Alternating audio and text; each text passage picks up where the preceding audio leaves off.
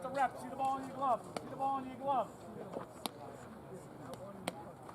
Come on, let's go. Let's go. Set your feet.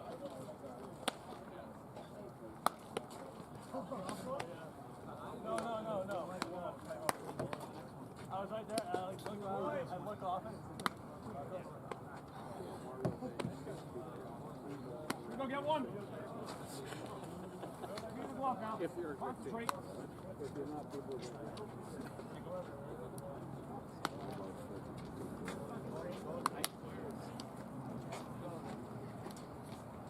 Take another one. Another one. Here we go, air it out. Come on, here we go, air it out.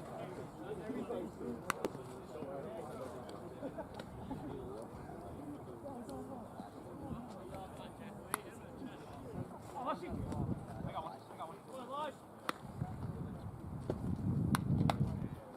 Hey, someone go have those balls at first, please. Keep the glove.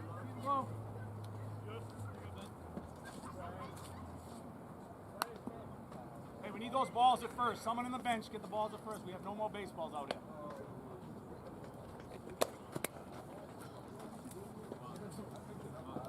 Plus, you gotta pick that ball up, buddy. We have no baseballs right here.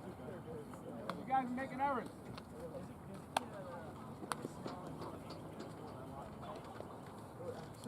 Go, Danny D. Concentrate. That's the ref. Let's go.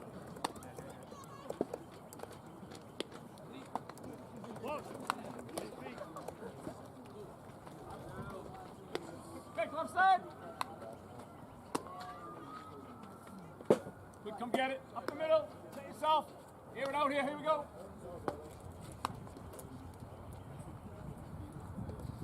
Nice. One hop that. Here we go, Welchie. Tag, have it around. Here we go. Stay down on it. Interesting shoot choice. Nice shot. Call it out.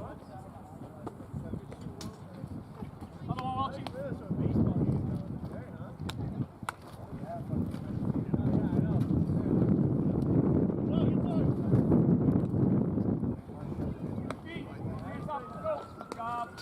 Alright, here we go, spin a pair. Straight out, yeah.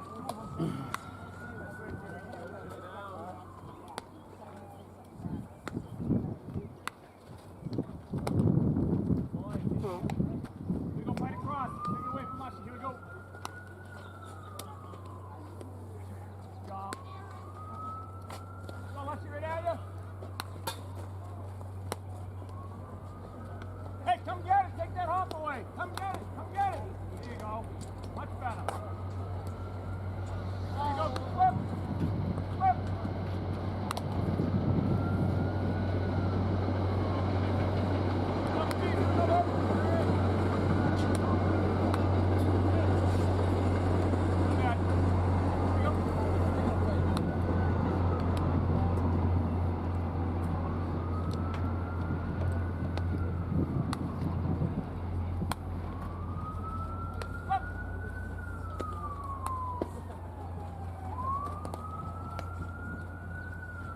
Go, Welchie. Couple these and easy, bud. Here we go. Pitch.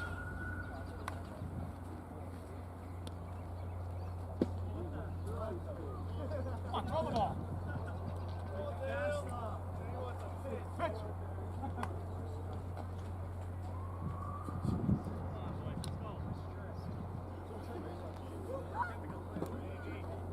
Pitch.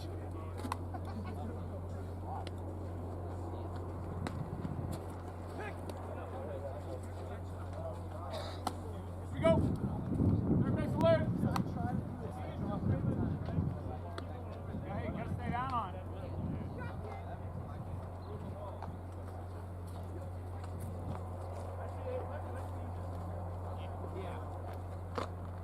Yeah.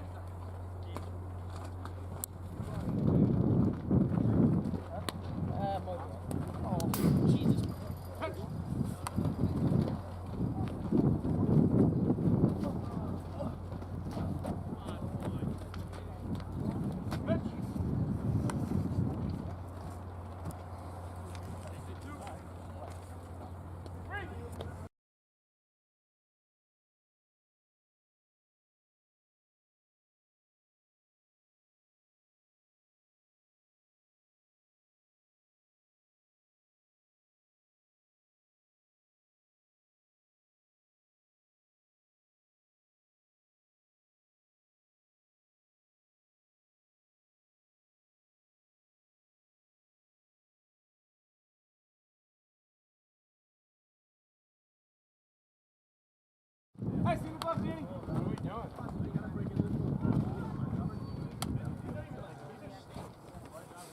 Go ahead, buddy, up.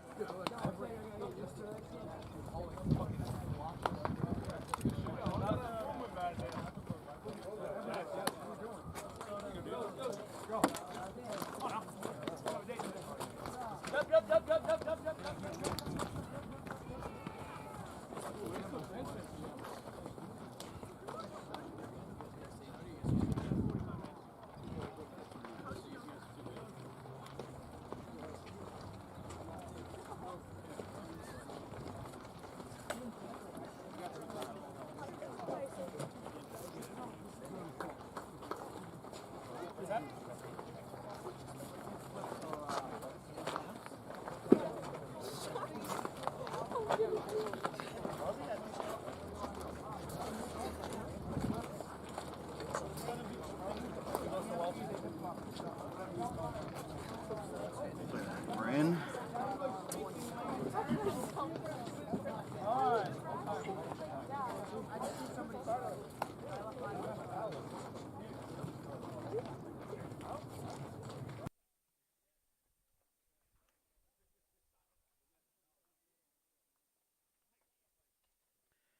From Plaisted Park in Medford, Mass., this is, for the first time in 4 years, MIAA baseball here on LSP. Today, it's the Woburn Tanners with a record of 3-3, taking on the Medford Mustangs with a record of 0-3 in non-league action.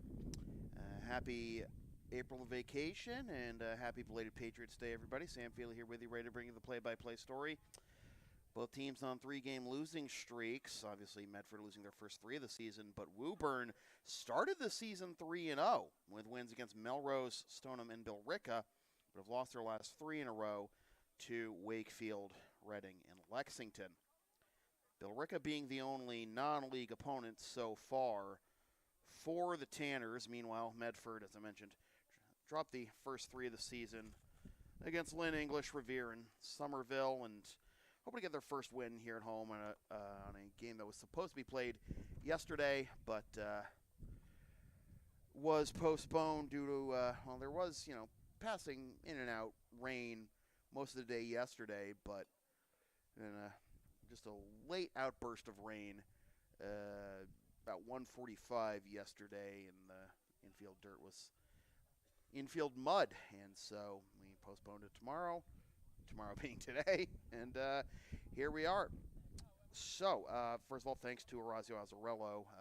Worked with him for years in the Intercity League doing the Blue Sox games, but doing a MIAA baseball for the first time in 4 years, doing a Medford Mustangs game for the first time ever, and working this field for the first time in 13 years. And back then, I wasn't even broadcasting at the time. I was doing photos for the Lexington Blue Sox, and this was at a time when the Melrose Americans were still the Medford Americans, and this was their home park. So let's take a look at the starting lineups. First, the visiting Woburn Tanners. They will be in the orange uniforms with the black and orange caps and the white pants. It'll be Ryan Lush leading off at shortstop, followed by Jackson Powers in left. Jack Lee is at third. Connor Welch is at first. Danny DeFeo is at second. Eric Paradis, a Suffolk commit, is going to be on the mound, batting sixth. No DH in the lineup for Woburn. Luke Ganji is in center. Avery Powers is in right. And Jeremy Barretto rounds out the lineup behind the plate. Crosswind here at Plaisted Park, as you can no doubt tell from the wind going into my microphone. And here is the starting lineup for Medford. They'll be in the white pinstripe jerseys with the Carolina blue letters and numbers and the navy and white caps. It'll be Justin Marino leading off in center field, followed by Carson Magnan in right. Wind's blowing around my paper, and I'm even just holding it in my hands. Sam Orcutt is in left. Joe DeRozio is behind the plate. John Poley is at second. Austin Price at first. Nick Piccolo is a DH. DJ McDonough is at third. And Travers Moody is at short, rounding out the lineup. And on the mound today for the Mustangs will be John Wright.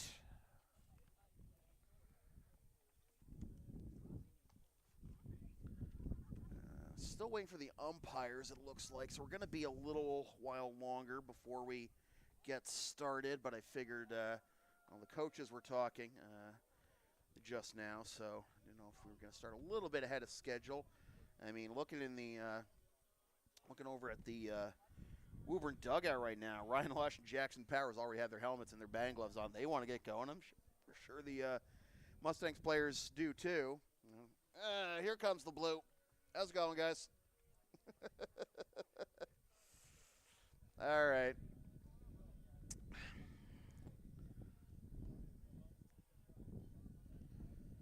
So we'll hopefully get underway in just a little bit.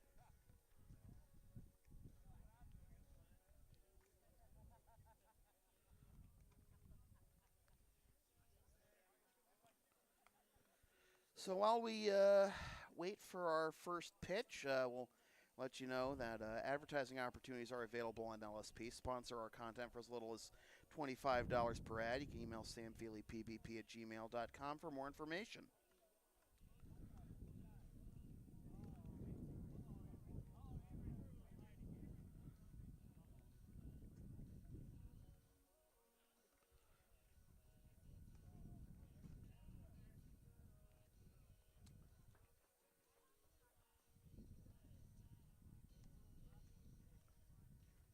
I'm just trying to figure out if those soccer nets are in play or if they're behind the fence. Because if they're on the field, that's a problem. But I can't exactly tell from my vantage point. If those are on the field, that would be an issue, wouldn't it?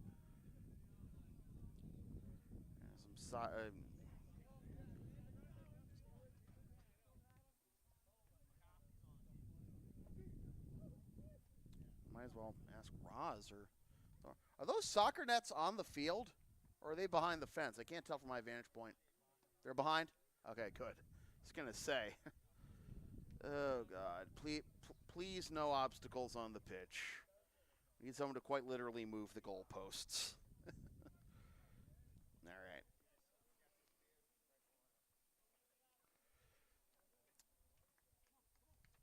Yeah, it's cloudy, but the sun is peeking in and out here at Playstead Park.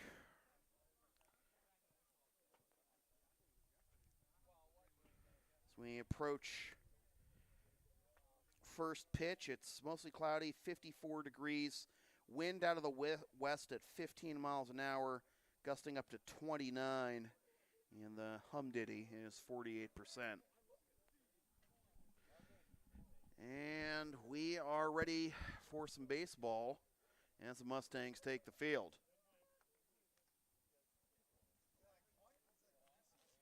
So as you can see, John Wright taking the mound, the right-hander for the Mustangs.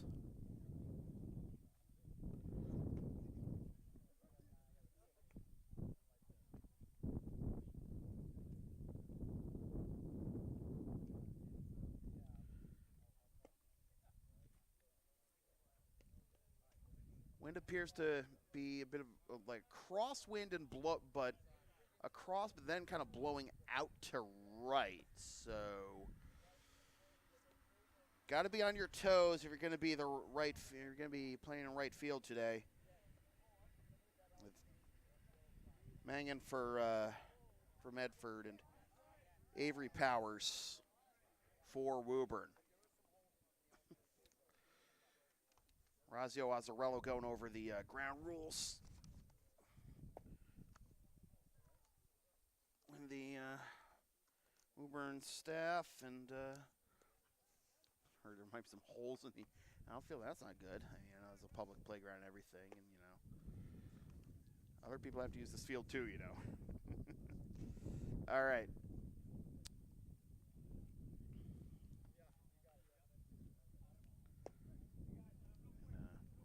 Hopefully get some any lineup changes or substitutions or position changes. We'll pass them along to you as soon as we know. But Razio fires the ball to second. We are ready for some baseball, and here's the leadoff hitter for the Woburn Tanners, the shortstop and the team's leading hitter, Ryan Lush. Lush enters play at 5:56. OBP of 600. 5 steals. Nobody else on the Tanners has more than 2.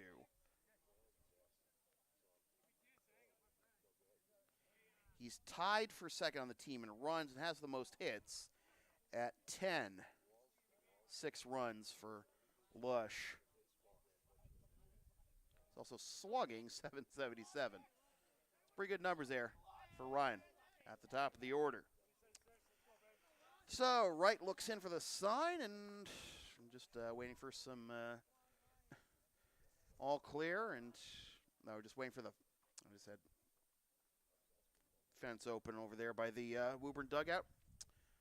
All right, so Lush settles in, the shortstop for Woburn. And, all right, here we go. First pitch fired at 3:57, grounded down the third base line, but foul for strike 1. And we are underway. Again, Woburn in orange and Medford in white. Tried to get a little closer, try to get the camera right up against the fence and peek it through one of the diamonds, but it was a little bit of a challenge. But hopefully this is a good enough view for you folks. This is grounded to the left side.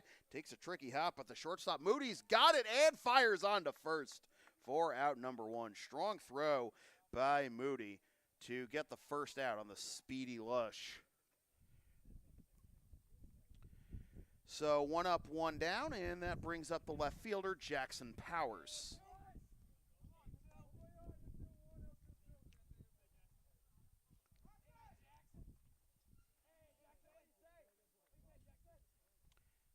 Powers, team high in runs scored with 7. And that'll be taken for strike 1.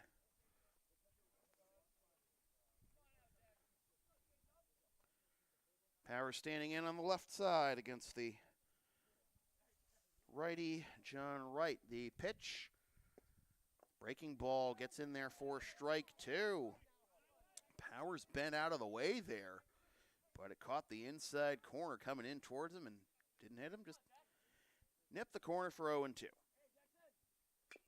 Grounder to the left side, scooped up by the third baseman McDonough, but this will not be in time.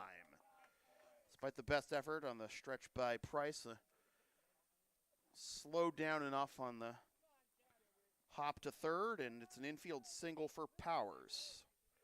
So 1 on, 1 out, and that'll bring up the third baseman, Jack Lee.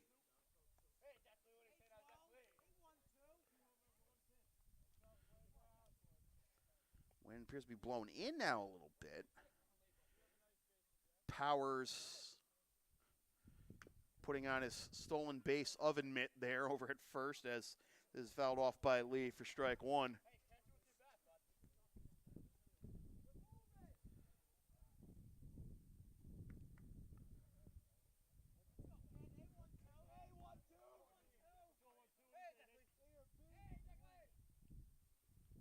In the dirt, but a good smother by DeRazio.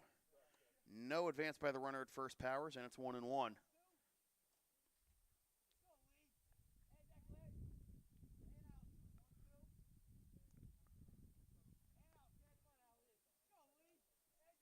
Connor Welch, the first baseman, on deck.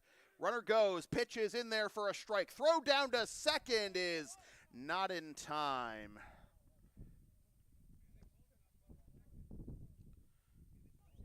One and 2 the count. Powers picks up the steal.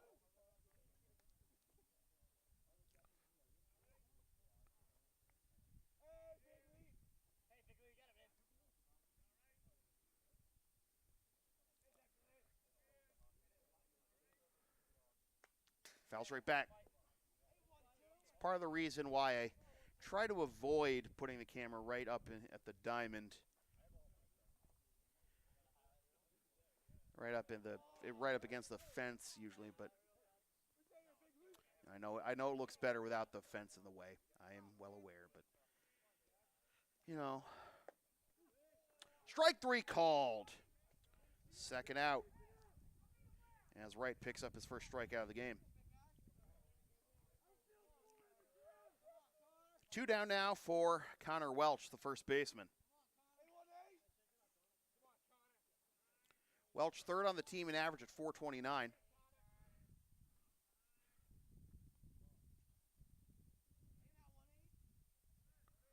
Runner goes for third. Pitch is on the outside corner for a strike, but no throw at all. And Powers gets his second steal on this trip around the bases.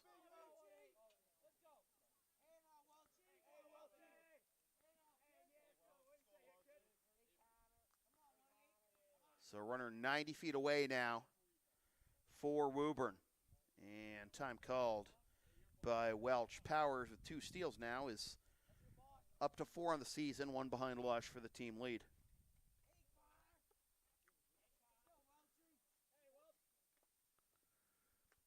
Fouled off. 0-2 the count now. To the Woburn cleanup hitter.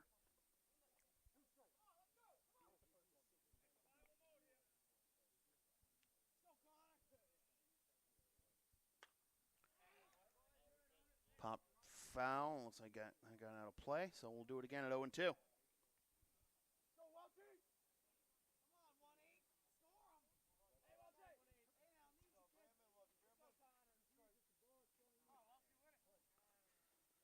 Powers at third after the infield single, then 2 steals. And this will be grounded right back to the pitcher right. And he'll fire on to first for the out that retires the side. No runs, 1 hit, no errors, 1 left. And after half an inning, Woburn nothing, MIAA coming up. LSP is the live event specialist. Ask us about taping, streaming, or announcing your next sports game, gaming tournament, wedding, concert, recital, play, meeting, or other event. Rates start just $150. Email samfeelypvp@gmail.com for more information. Got plenty of other services offer here around these parts now as well that have, outside the world of sports and media, in fact. And we'll tell you a bit more about those later as the clouds look a little more threatening now, I understand. But hopefully the rain will stay away. Just, a couple of, nice, warm, sunny days at the end of last week, even without the rain. Not great to have, just gray and gloomy and whatever, and, the wind, and it's just, chills you to your bone. It feels like October rather than April, October baseball? Fine. October weather in April baseball? Not so fine. Eric Paradis, the starting pitcher, the lefty for Woburn. As I mentioned at the top, he is a Suffolk commit.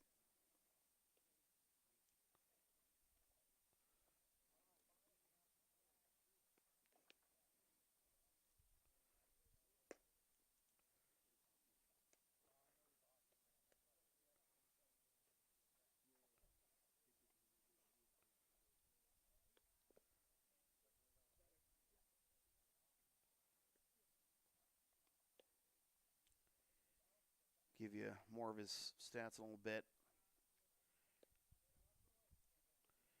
It's only his second appearance of the season. He pitched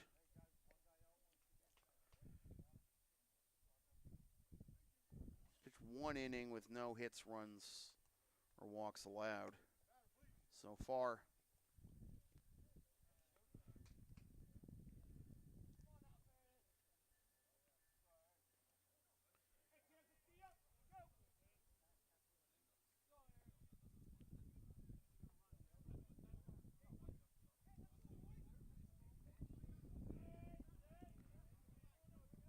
So here we go to the bottom of the first, and it'll be Justin Marino, the Medford center fielder, leading it off and grinding this one to the left side. Knocked down at third by Lee. Fires to first. He got him. Excellent play on the first pitch of the bottom of the first for out number 1. Destined to be an infield single there after Lee had to basically squat down to knock that down, prevent it from going into left field. But excellent start to the bottom of the first. Defensively for the Tanners, here is Karsten Mangan, the right fielder. We'll try to adjust the camera brightness in a little bit.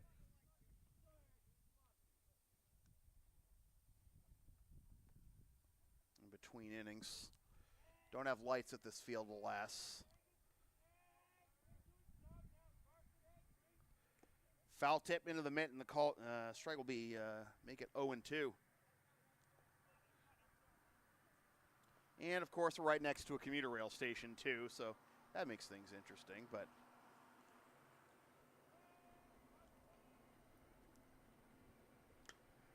popped up on a pitch up and in. Back goes Ganji to make the catch for out number 2. So 2 up, 2 down on just 4 pitches, and here is the left fielder, Sam Orchid, to try and keep the line moving.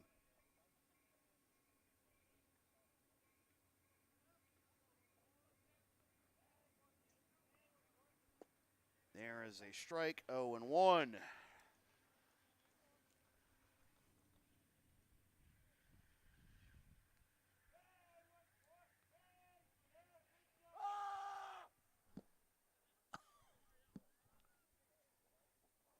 And 2. And keep in mind, I'm not working with an ambient mic at this game because the camera's, right next to me. You don't need my stupid in stereo. The 0-2 to Orchid. Down and in for ball 1. I will say though, before I started using the XLR headset in the mixer, and when I was still using a Logitech headset, the crowd noise came into that mic a lot better, a lot more clear, and oofa, the dangers of parking at fields like this, right next to them.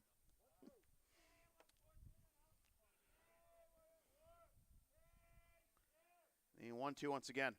Swing and a miss, strike 3. Throw on a first by Beretta, and that will complete the strikeout. So 1-2-3 go the Mustangs, and we're through 1 complete, and no score.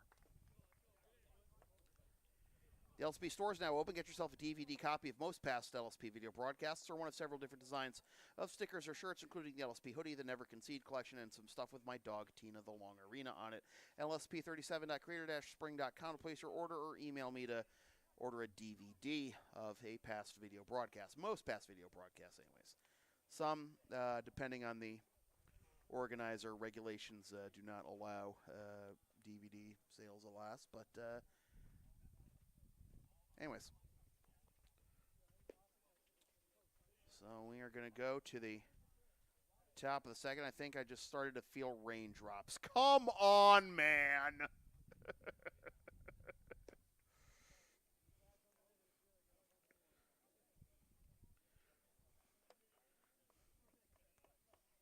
I don't think there should be a weather channel, just a bunch of chimpanzees with darts.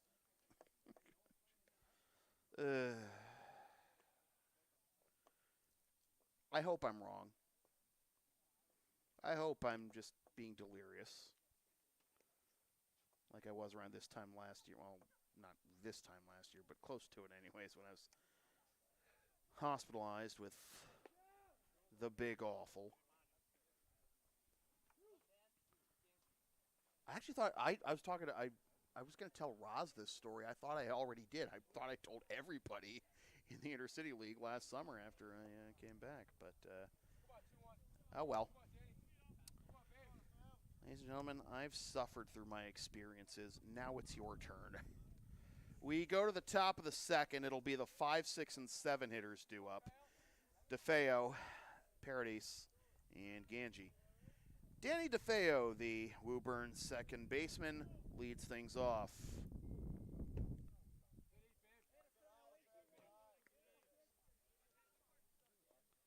Oh, no, that's rain. Pretty sure. That's not hard. It's a couple spits. Maybe it's just, I don't know.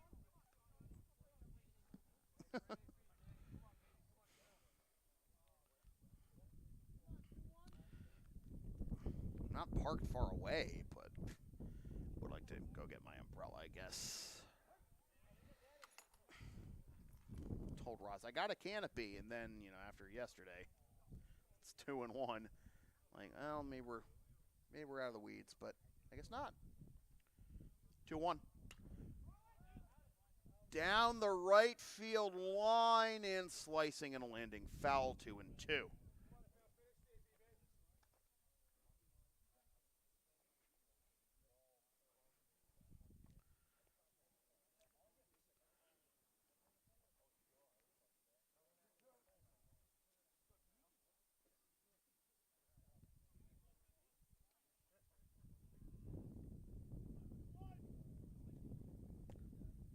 Just spun a bit too far outside, and the count will be full.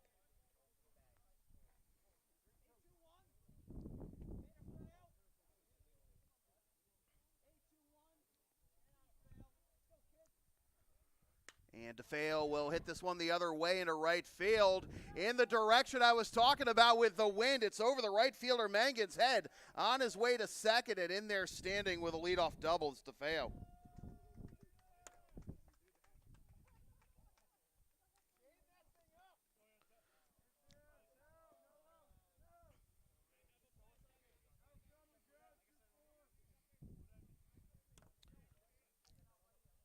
Runner in scoring position for the second consecutive inning for Woburn.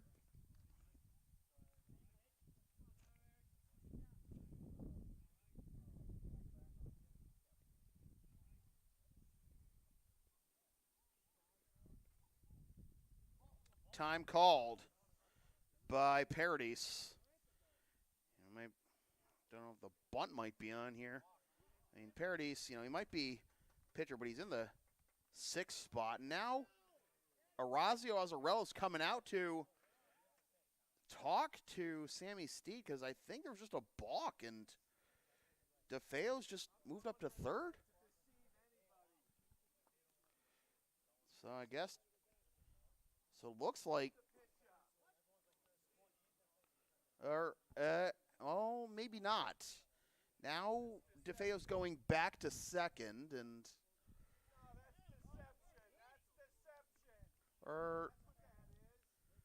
and okay, so I guess he does get 3rd. Okay, got it. All right.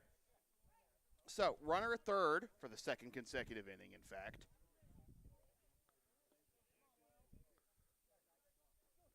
After the balk.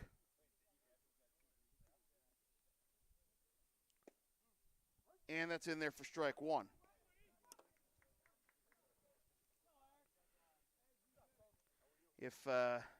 I guess if Woburn's considering having Paradis lay one down, that ain't happening now. Paradis a 200 hitter with 2 ribbies and looking for number 3 here.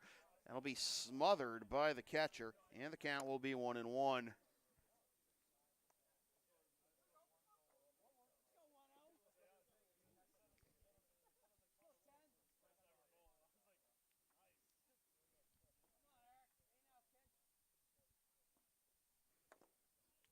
In the dirt again, 2-1 now.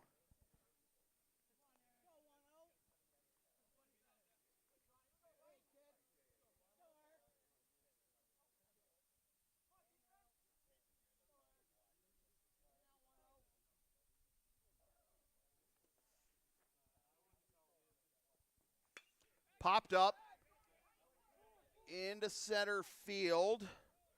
Catch is made. Here comes the throw to the plate. It's a good one. One hop. He's got the tag. He's safe. He got under the tag. And the run scores for the sac fly.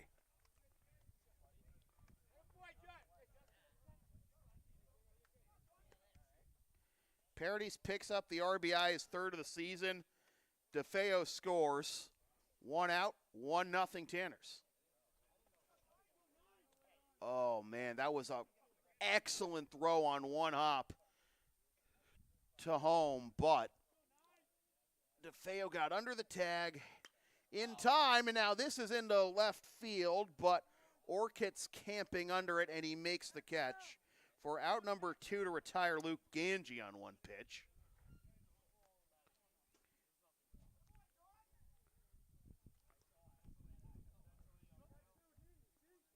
Ganji entering play at 286 with 5 ribbies and the only home run by the Tanners this season. But he skies out to left on one pitch, and now it's up to Avery Powers. And Powers will take on the inside corner for strike 1.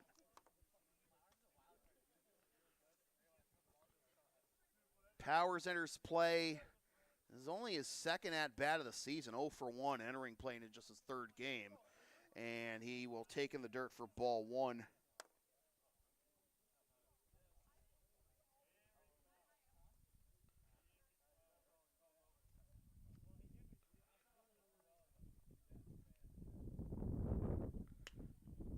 Grounder to the left side, tricky hop, but handled by Moody, and on to first for the out that retires the side as Price able to keep his foot on the bag. 1 run, 1 hit, nobody left for Woburn in the top of the 2nd, and we're through a buck and a half. Woburn on top, 1-0.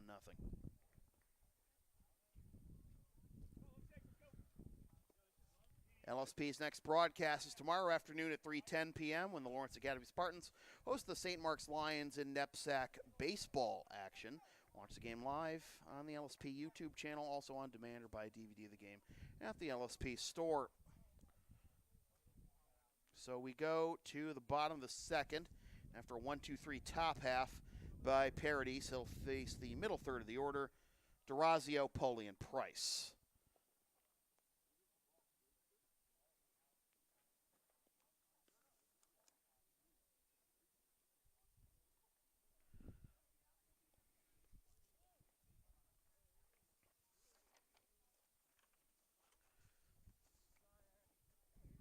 Jeremy Barreto was in the hole, was actually not in the hole, on deck when Powers granted out. Got to get the catcher's gear back on, and Paradis will warm up, hoping to reward his offense. Well, actually, really helping his own cause. Reward himself with that for that sac fly RBI in the top half of this inning.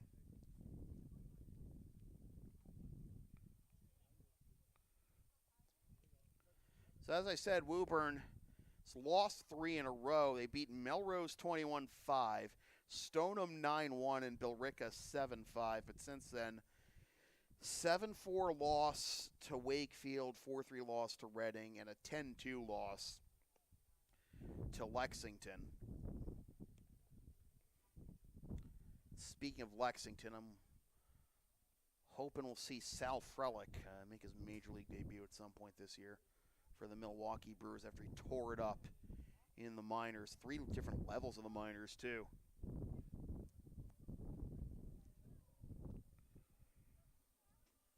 Medford, as you know, in 3. Last game was a 2-1 loss on the 13th against Somerville. Before that, a 15-5 loss to Revere, and then a 15-6 loss to Lynn English to open the season. So here we go to the bottom of the 2nd, and again, the middle third of the order, due up for the Mustangs with Joe Durazio, the catcher. Brave man there with the short sleeves today. Tries to bunt his way on, and he fouls it off for strike 1. Joe Durazio, John Poli, and Austin Price due up here in the bottom of the 2nd. Paradis winds and delivers, and that'll be downstairs for ball 1.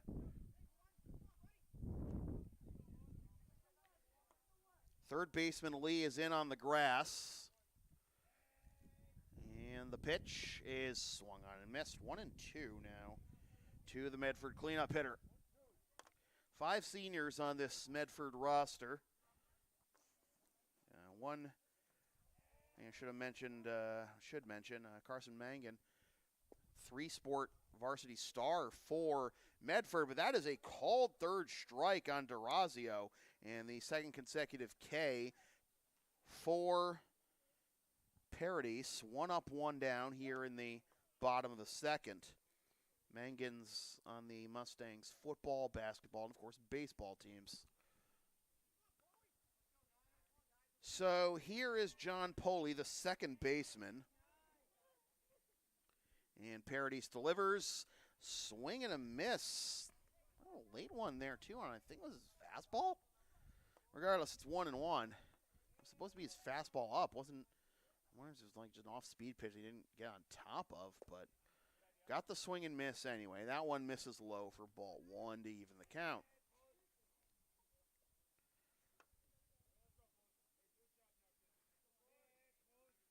Wind settled down a bit for now. The pitch is sliced the other way for a base hit. Gets down in front of the right fielder Powers, who scoops it up, fires it back in, and the first hit of the ball game for the Mustangs.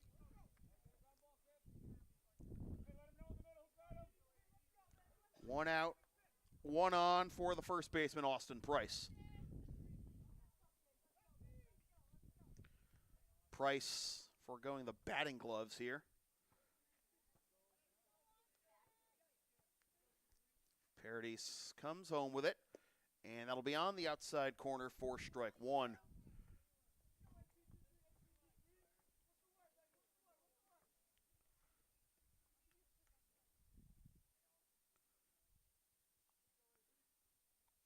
Swing and a miss.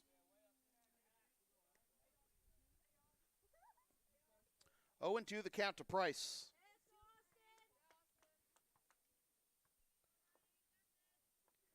Getting his lead at first is Poley. First base hit of the game, first base runner for Medford. That single just now, and Price able to lay off down it in for ball 1. Interesting to me that, just wait a moment, it's down away to even the count of 2. It's always interesting to me that right-handed power hitters seem to handle sliders and cutters down and in better than, got that backwards, sorry. In the dirt, and it gets away from the catcher, Barreto, but no further advance by Poley. It's a stolen base, and it's a full count, too. And good thing I didn't try to fiddle with the camera brightness just now, between innings, because the sun has been peeking out, and, down and in, ball 4. Great comeback by Price after being down 0-2 to start the at-bat. And it's first and second now. 1 out for Nick Piccolo, the designated hitter for the Mustangs. So I was trying to say, it's interesting to me that, left-handed power hitters seem to handle breaking balls, sliders, cutters, whatever, down and in better than from righties, rather than anyways, here's a base hit into right, and everyone's going to go station to station. I need to start writing my thoughts out before I read them on air. I think you understand the gist of what I'm saying. Like, David Ortiz could handle, slider, something down and in from a righty better than your average righty slugger could handle a similar pitch coming in from a lefty, which is always weird to me. But bases loaded, 1 out for DJ McDonough, the third baseman. Tying run 90 feet away, but McDonough comes up empty on the pitch away for strike 1. Bases loaded, 1 out for the Mustangs. After Woburn got the first run of this game in the top half of this second inning. Corner infielders in, and McDonough comes up empty again, 0-2. Anyways. Poley at third, Price at second, Piccolo at first. Line up the middle. Picked up by the shortstop, flips it to second for the force, on to first. They won't get the double play, but the run scores. Paradis took a stab at it as going by his ear. Couldn't get it, but great job by Lush to cut across and prevent it from going into the outfield. It's a fielder's choice and an RBI. We're tied at 1. 2 outs now. And here's Travers Moody, but first a throw over to first. Nice pickoff move by Paradis, but didn't get him. So it's a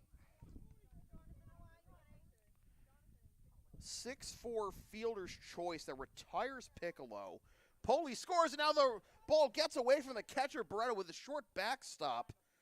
Price didn't have the chance to break for home, but McDonough does go up to second on the wild pitch.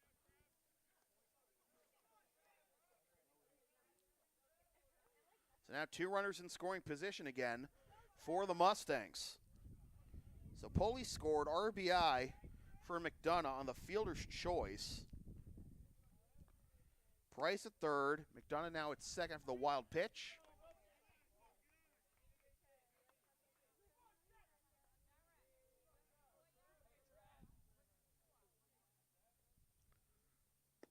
Outside.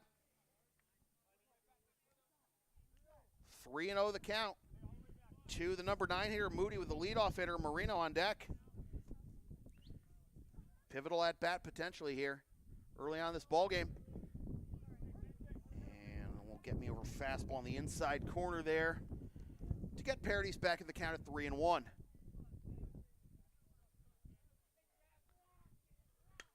Up the middle. And through for a base hit. 1 run scores, being waved around third is McDonough. Here's the relay to the plate. It's not in time. 2-run single for Travers Moody. Mustangs lead 3-1.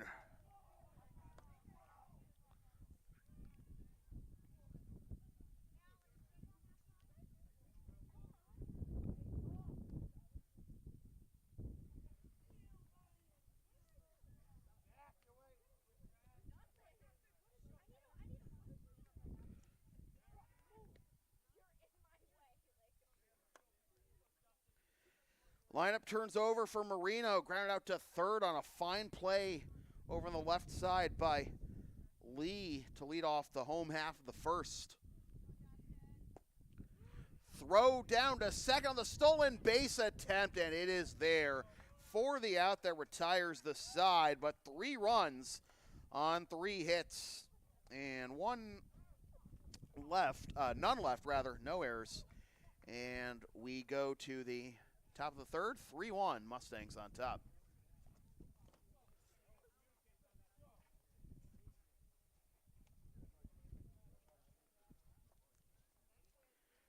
Advertising opportunities are available on LSP. Get your company's message on LSP content for as little as $25 per ad.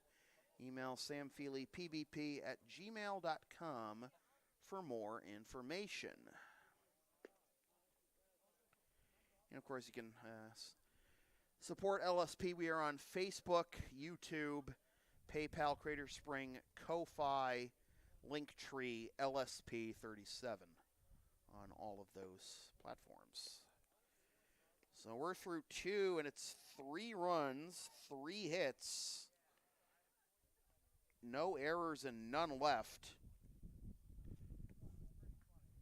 for Medford, and 1 run, 2 hits, no errors, and 1 left for Woburn. We'll go to the top of the third, and Jeremy Barreto, Ryan Lush, and Jackson Powers due up for Woburn as Medford on top, 3-1 through 2 innings. Right back out there for his 3rd inning of work, Jeremy Barreto, the number 9 hitter and the catcher, to lead things off. Barreto playing his 4th game of the season. He is 1 for 5 with an RBI. And he takes low for ball 1.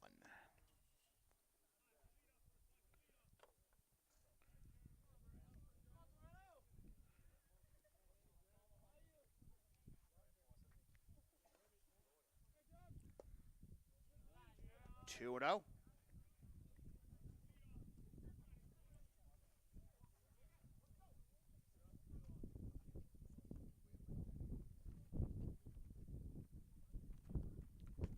Runs inside, almost hit him with the wind gusting as he threw that pitch. Wonder if maybe the wind could have potentially carried it into him to hit him, but it is 3-0. Good hitters count here for the number 9 hitter, Jeremy Barreto.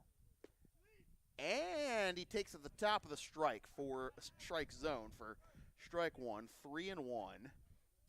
Woburn dugout thought that was ball, didn't get the Call they wanted. At bat continues. Down and 0. That'll be ball 4, however, and a leadoff walk for Woburn. Second straight inning that Woburn has had the leadoff man aboard. DeFeo with a double last time, and he came around to score. Ryan-up, yep. And it looks like we're going to have a pinch runner, too, for Barreto. So that's going to be Chiodo over there at first base. Matt Chiodo, and with the pinch runner there, going to pick him up, try and pick him off at first, but he's back standing. The line turns over for Ryan Lush. Yeah, with Lush's hitting stats at the top of the order, you'd love to have a Ryan up. But Lush is 0 for 1 on the ground out to short to lead off the ball game, and he takes a breaking ball for strike 1.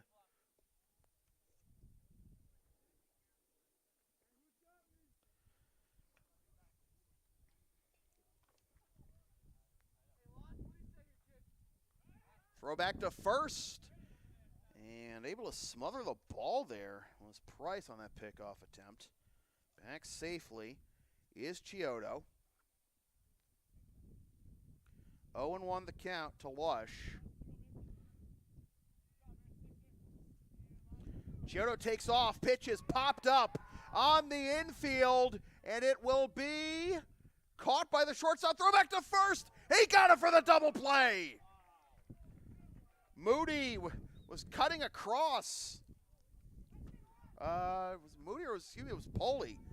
Poley was cutting across to try and field a throw potentially for the caught stealing attempt, but he ended up making the catch on the pop-up. Throws back to first, 2 down, bases empty for Woburn.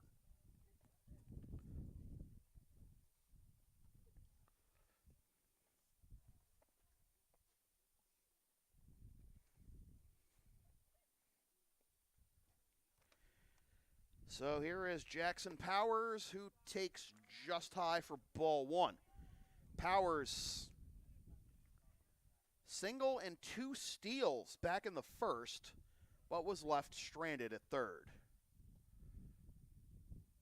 He pops this one up.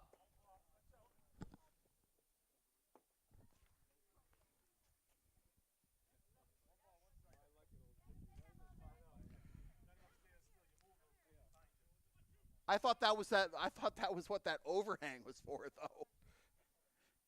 It's better at Maplewood. The thing's better at Maplewood. Longer. The overhang's longer at Maplewood, but whatever. All right, 1-1 the count. 2-1.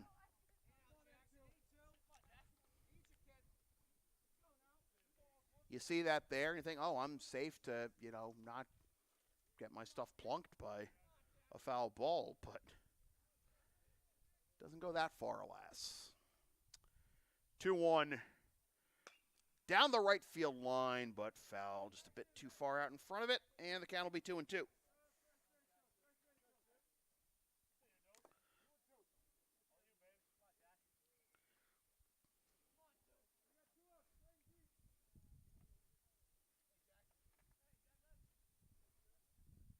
Jack Lee on deck if we get that far, but the 2-2 to Jackson Powers.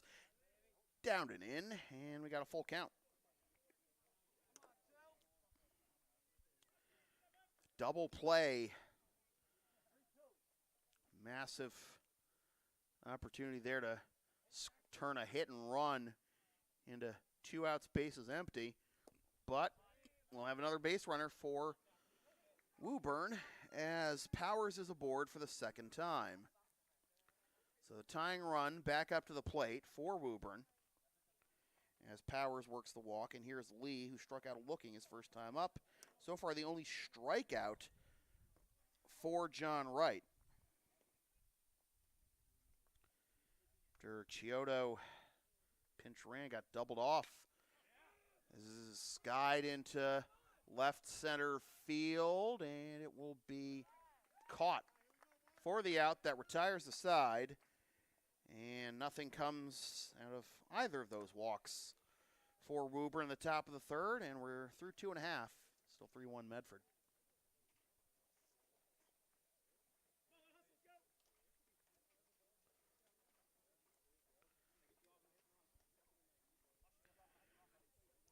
LSP is the live event specialist. Ask us about streaming, taping, or announcing your next sports game, gaming, tournament, wedding, concert, recital, play, meeting, or other event. Rates start just $150. Email samfeelypbp@gmail.com for more information.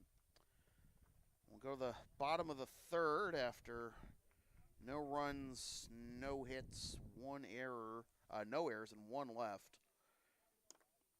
in that top half. Bottom third coming up, top third coming up for Medford with top three hitters Marino, Mangan, and Orchid.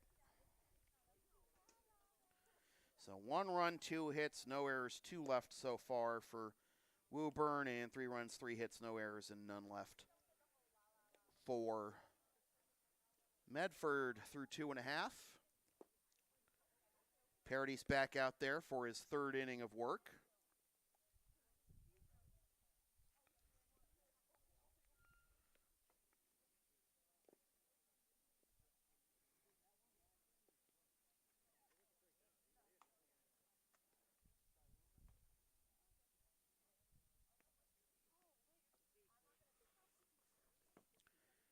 Medford in front 3-1 and looking to win its first game of the season.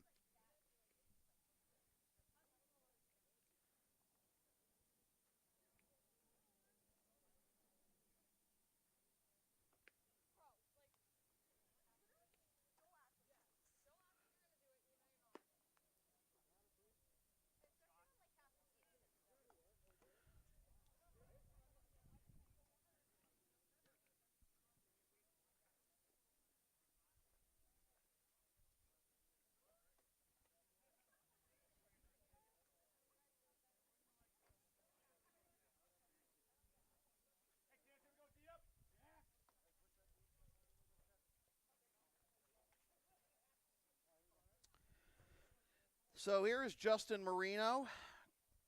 Grounded out to third his first time up. And he takes on the outside corner for strike one.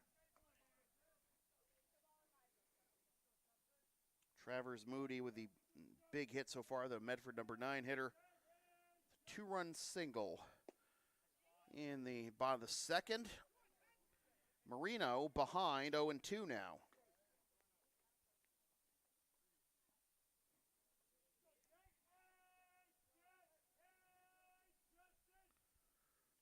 This is ground to the left side, diving, no, it's through. Lee has stopped from getting into left field by Lush, but by that point, Marino was going to reach anyway. So it's a leadoff single for Marino, his first hit of the game. And here is Karsten Mangan, the Medford right fielder, flew out to center his first time up.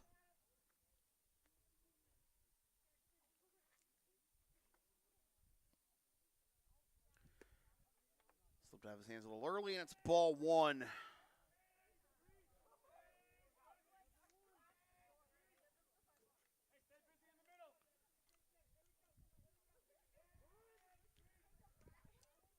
Trying to get a bunt down is Mangan, but goes foul for strike one. 1-1.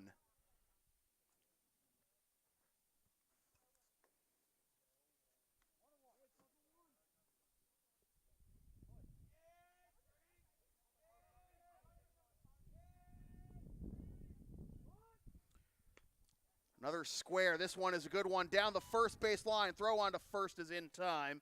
The sacrifice goes 1-3 up to second. Goes Marino.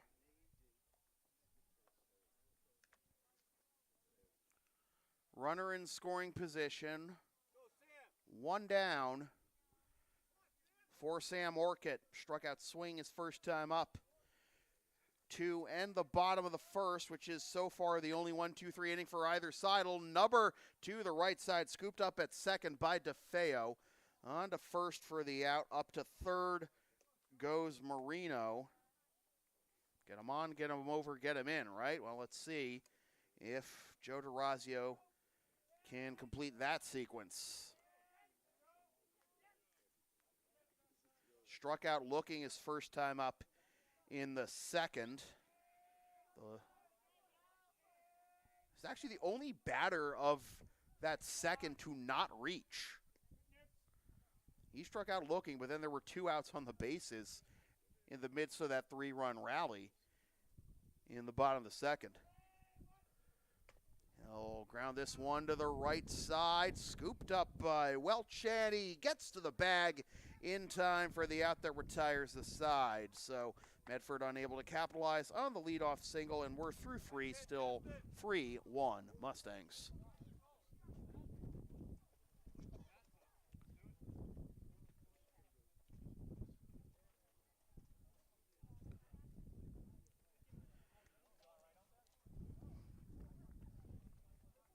The LSP store is now open. Get yourself a DVD or digital copy of most past LSP video broadcasts, or one of several different designs of stickers or shirts, including the LSP hoodie, the Never Concede collection, and some stuff with my dog, Tina the Long Arena, on it.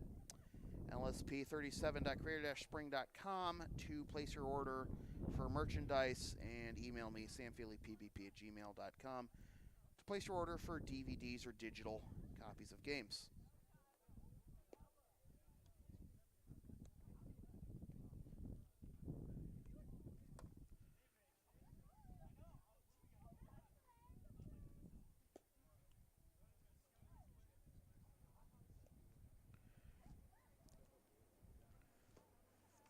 Commuter Rail rolling in towards Boston right now as we go to the top of the 4th. It'll be the middle third of the order due up for Woburn, Welch, DeFeo, and Paradis. 1 run, 2 hits, no errors, 2 left for Woburn, 3-4-0-1 for Medford. This game started at 3:57. It's now 4:43, so we're a little over the 45-minute mark. And Woburn looking to avoid losing their 4th consecutive game. Someone's got to lose their 4th straight here today. Woburn began the season 3-0, but has lost 3 in a row. Medford losing the first 3 of their season entering this game. Here is Welch, who hit a comebacker to the mound for the final out of the top of the 1st. He grounds this one up the middle. Nice sliding stop by Poli on to first. 1 down.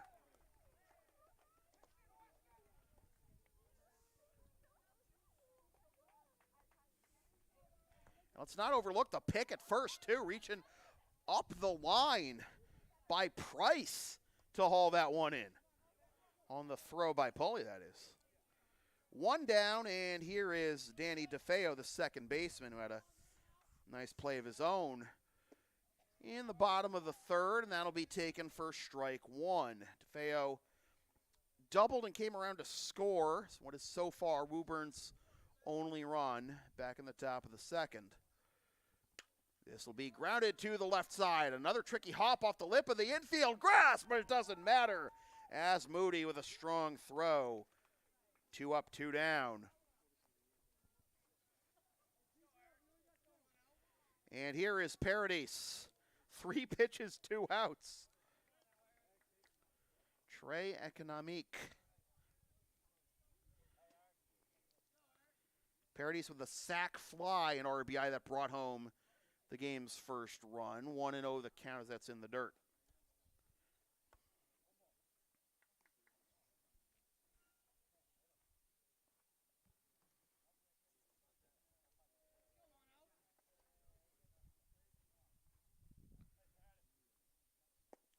Down low, ball 2, 2-0.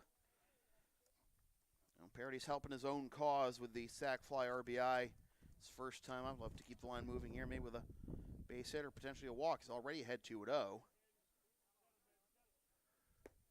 And now he's ahead 3-0.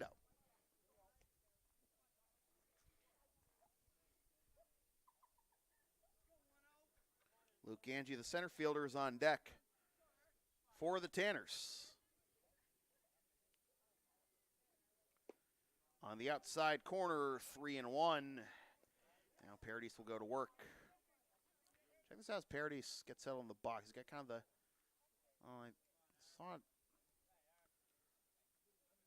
before the last pitch. He had kind of an exaggerated bat waggle before the last pitch. A sliding stop again. No, it gets through Poli into center field for a base hit. Nearly another web gem, maybe 2 in the same inning for Poli at second base, but Paradis reaches to keep the inning alive.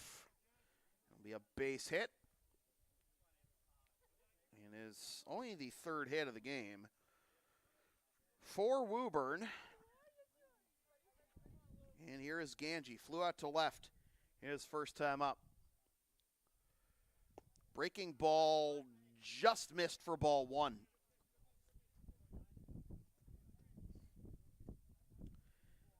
Tying run at the plate again for Woburn.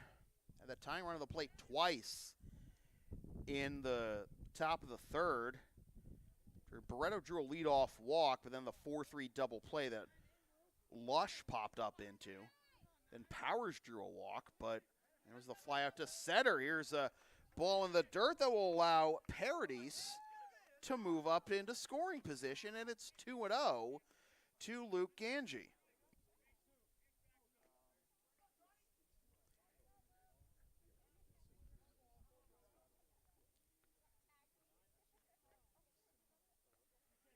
And remember,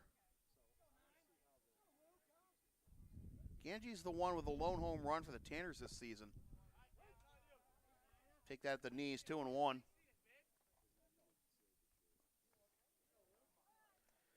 So Paradis drives home Woburn's so far only run in the 2nd and is now in scoring position himself here in the 4th after that 2-out single.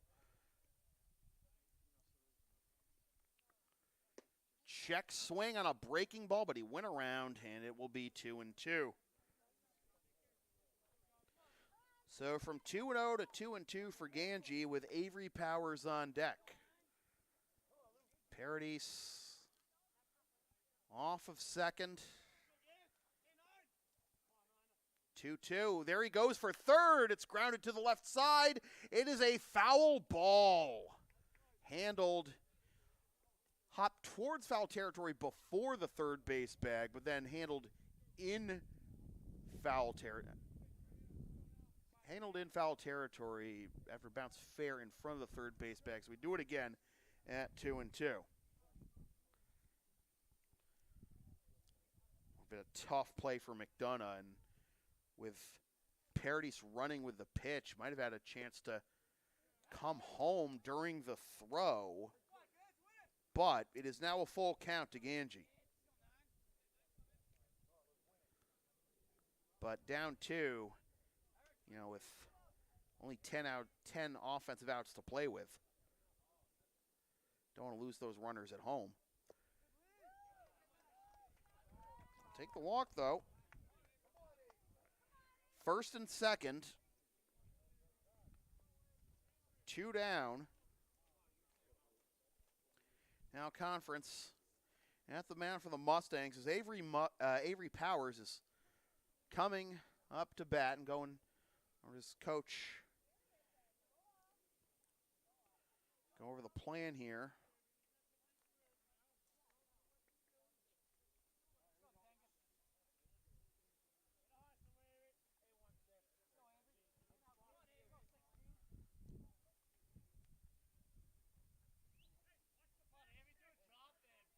Joe Wells, the head coach for Woburn.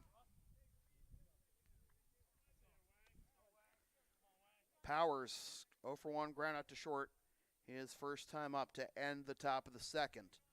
1st and 2nd, 2 out. Tying right first, go ahead run at the plate.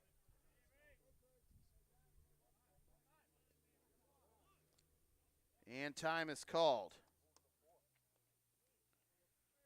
Only 3 hits so far for Woburn. Also had 3 walks. It's been aided by a balk and a hit by pitch. Balk and a wild pitch, rather, excuse me.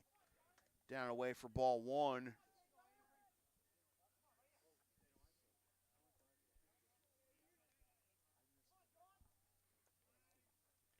Paradis at second. Ganji at first, and the first 2 were retired on 3 pitches. 2 phenomenal plays by the Medford infield. That'll be on the inside corner. The count will even at 1 with Poli at second and then Moody at short. Poli nearly had a phenomenal stop on Paradis' hit. But it got into center field under his glove. Breaking ball misses. Ball 2. Hitters count now for Avery Powers.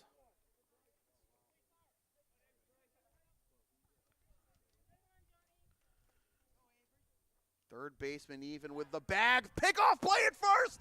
Got him!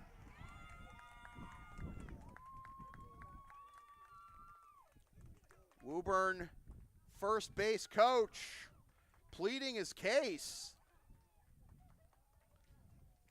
But Ganji is picked off. And that's that. So we're halfway home, and it's still 3-1 Medford.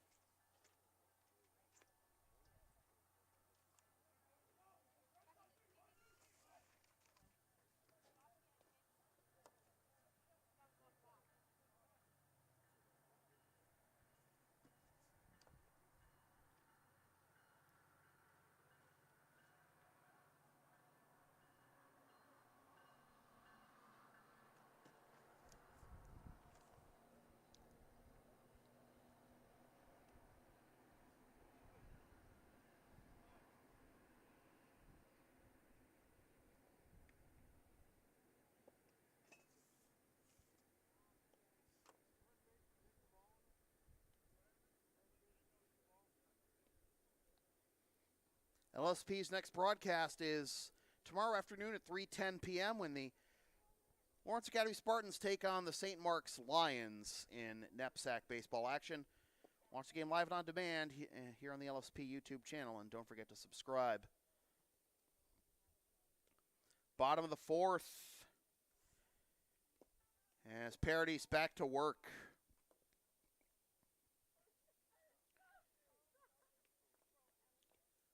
Woburn unable to get anything out of that 2-out, nobody on rally. Single by Paradis, the walk by Ganji, but then the pickoff. 1-3 with Price coming in from behind to field the throw from right.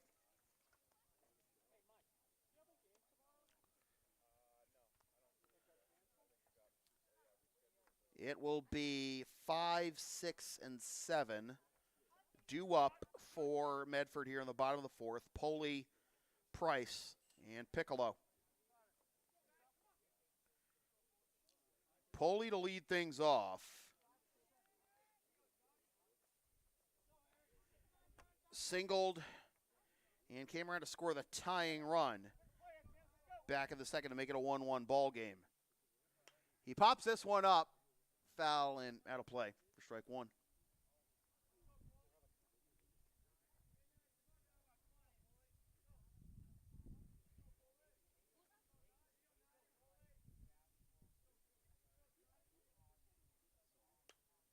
Popped up again. Foul and out of play again. 2-2. 0-2 rather.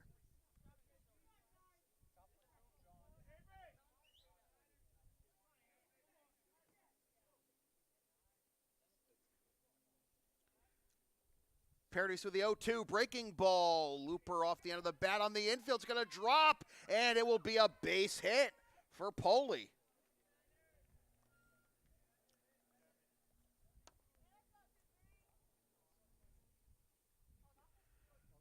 Second straight inning that Medford's gotten the leadoff man aboard.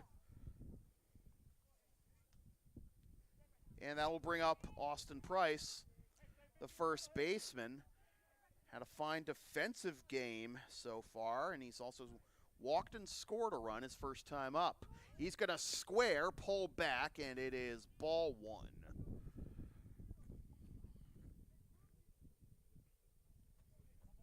Small ball in defense, the name of the game here for Razio Azzarello's squad. Here's a steal away. We got time called by the home plate umpires. Sam Steed, and kudos to Poli for continuing the run. But now Roz is not happy with the time call. Trying to figure out. Okay. So back to first goes Poli. Play to hear the whistle, I guess. Upstairs. Ball 2. 2-0. See if the bunt's still on here for Price. Or give him the green light.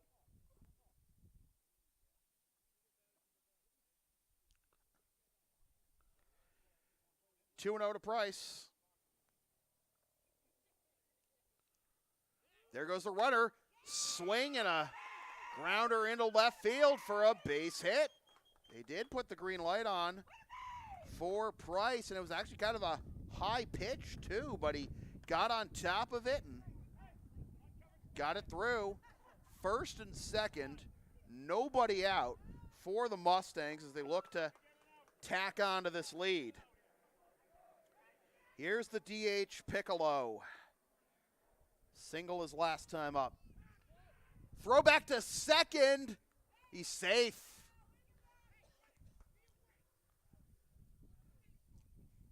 The second baseman, DeFeo,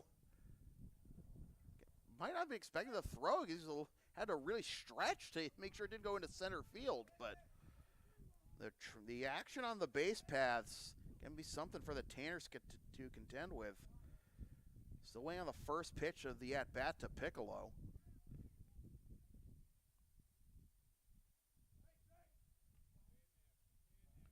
Piccolo's choking up on the bat too, and now he's going to call time as Paradis was taking a little longer than he was comfortable with, I guess. And he'll pop this one up, fouling out play for strike one. So again, Piccolo with a single his last time up, was retired on the fielder's choice that allowed McDonough to reach, which scored Poli as the tying run and kept the inning alive for Moody. 0-2 now to Piccolo. And if the Tanners had completed that double play on McDonough, the inning would have been over and nothing would have come home. Breaking ball in there for called strike three. One down here in the bottom of the fourth. It is strikeout number 3 for Paradis. First and second for DJ McDonough. On the outside corner for strike one, not to be confused with J.D. McDonough, the wrestler on WWE NXT. First baseman Welch in on the lip of the infield grass. So is the third baseman Lee, as that's up and away for ball one to even the count.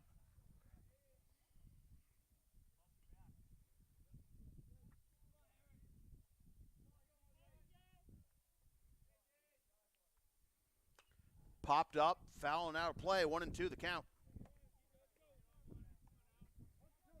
Travers Moody, who has the biggest hit of the game so far, is on deck. You'll have to get that production out of your number 9 hitter.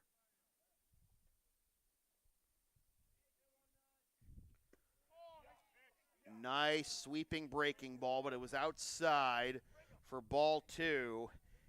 And you could tell McDonough was tempted, but he was able to hold up. And the count is even. Paradis with a 2-2 in the dirt. No advance by the runners as Barreto able to secure it. Full count now. 1 out. And again, Travers Moody, the shortstop, with a 2-run single his last time up, is on deck.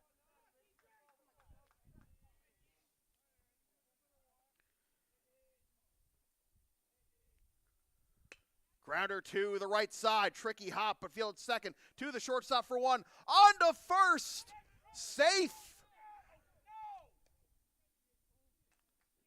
Well, we got a similar situation to the way the Mustangs took the lead. It's a fielder's choice 4-6, but they almost did get the double play as Poli rounded third too hard, but he got back safely. So it's a 4-6 fielder's choice. Price is retired. McDonough is aboard. Here is Moody. And he pops this one up behind first base, down the line, and it is caught by the second baseman, DeFeo, for the out. That retires the side, and Woburn can breathe a sigh of relief. The gap is still only 2 runs, 3-1 Medford after 4 complete.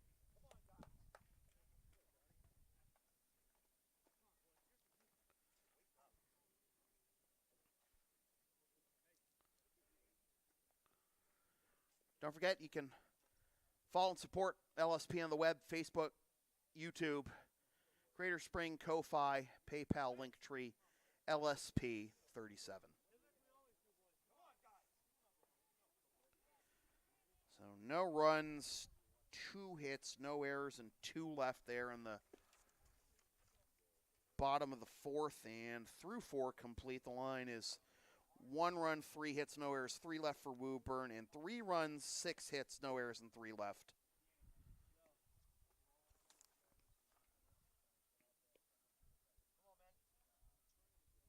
For Medford, John Wright back out there for his 5th inning of work to face the 8, 9, and 1 hitters, Powers, Barreto, and Lush.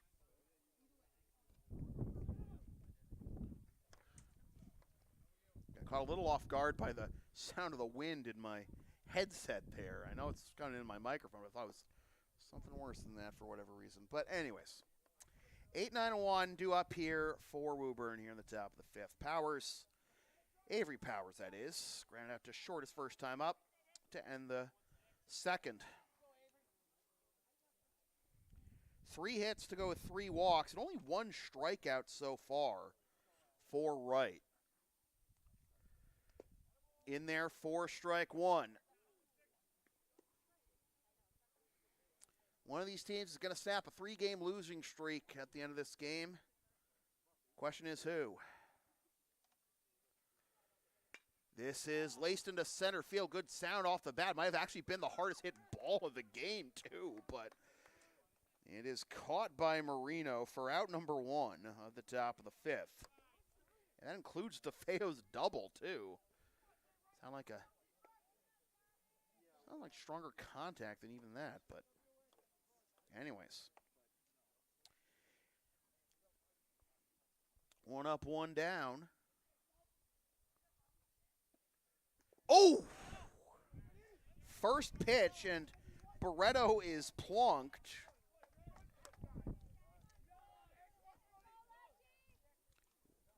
Walked on 5 pitches last time. Gets plunked with the first pitch here. And now here is Chiodo again to pinch run for him.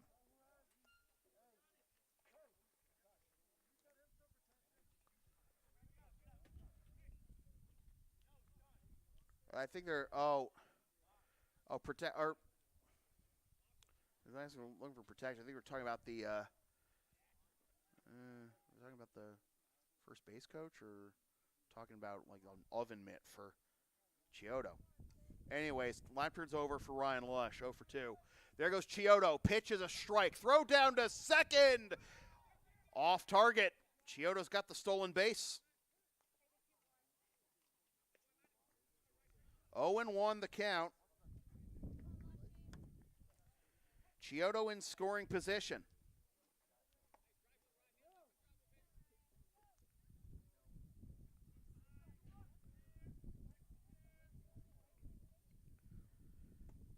Chiodo only has 1 at bat this season, but has scored 2 runs.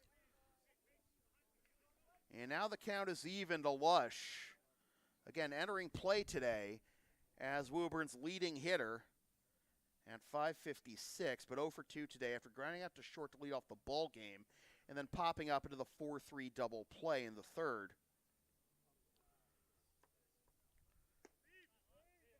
2-1 to Lush.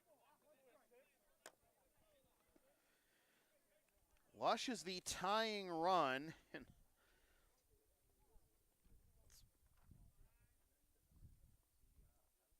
the fourth time in the last 3 innings that Woburn's had the tying run at the plate. Had the go-ahead run at the plate last inning, but that was snuffed out on the pickoff of Ganji. It is 3-1 to Lush. With Chiodo, the pinch runner for Barreto, at second after the stolen base. And Wright's going to step off and look him back.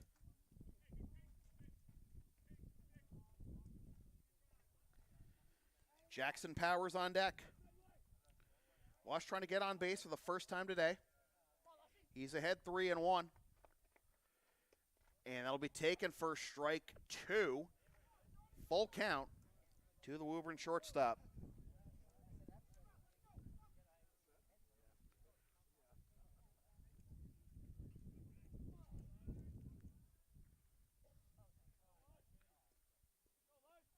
Payoff pitch.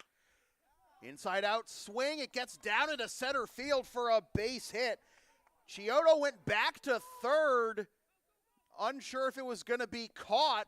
And as the throw comes into the plate, Lush is going to take second. So Chiodo moves up to third. Lush is at second on the single and advance on throw. Second and third, 1 out. Tying run now in scoring position for Woburn. And Roz out there to talk with his infield. Trying to see if there's anyone warming anywhere for Medford. Medford's bullpen is essentially behind me, but there's been anyone warming. But Travers Moody taking over on the mound, and I'll make sure of all the other positional changes in just a moment. So Moody is now on the mound, and it looks like Wright has gone to second. And I'm just trying to collect everything else. So Poli's at short, it looks like. McDonough's still at third. Yeah, so Poli's now, so Poli's at short. Moody is on the mound, and Wright is at second. Obviously, Wright would still not bat. Piccolo remains at DH. And so with 1 out in the top of the 5th,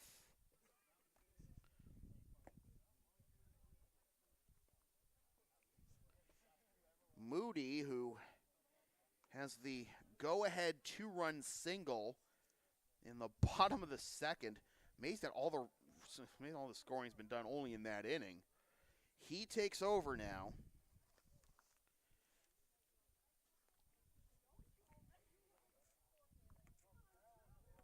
I'll try to get you Wright's line in just a bit.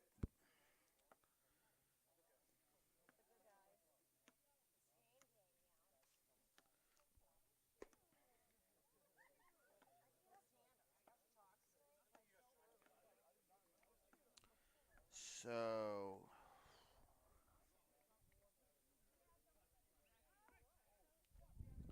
right, we'll get to that in a moment, but it's Moody to face the number 2 hitter, Jackson Powers, with a tying run in scoring position for Woburn. Powers has reached base both times he's been up today.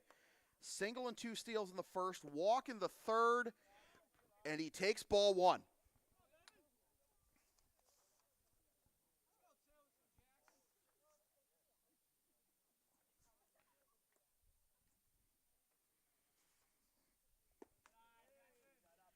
2-0.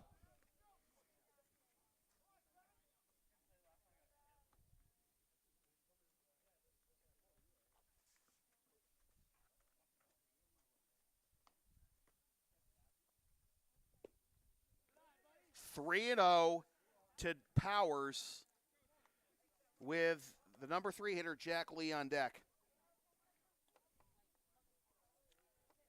4-pitch walk isn't the worst thing in the world. You do set up the double play again. He's going to try and bunt, but it's a strike as he pulls back after the quick pitch, too, by Moody.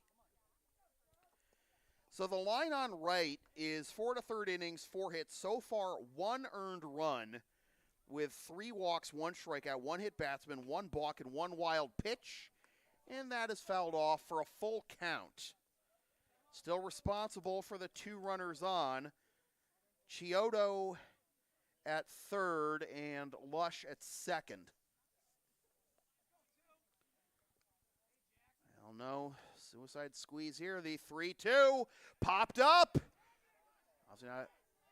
Into shallow left. It's caught. Here comes Chiodo. Throw to the plate. Cut off and kicks off of McDonough's glove. And that's going to allow Lush to get up to third. So it's a sac fly and an RBI for Powers. Lush up to third is the tying run 90 feet away. And it is 3-2.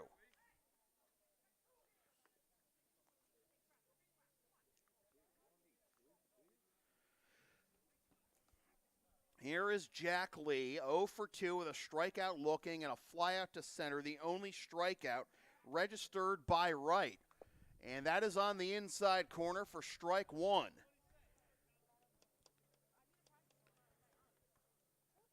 If Lush comes home to score the tying run, that's all going to be on him too, all going to be on Lush too, because has had some.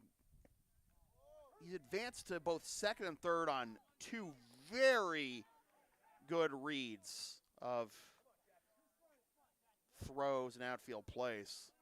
However, Lee is behind 0-2, and he hits this one into left field. He pitches the bat, and it is caught just in front of the fence for the out that retires the side.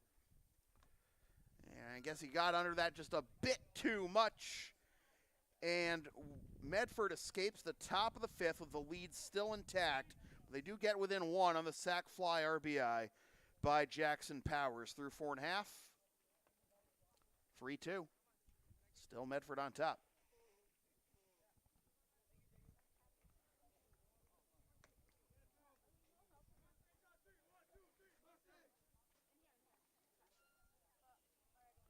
Advertising opportunities are available on LSP. Sponsor LSP content for as little as $25 a spot.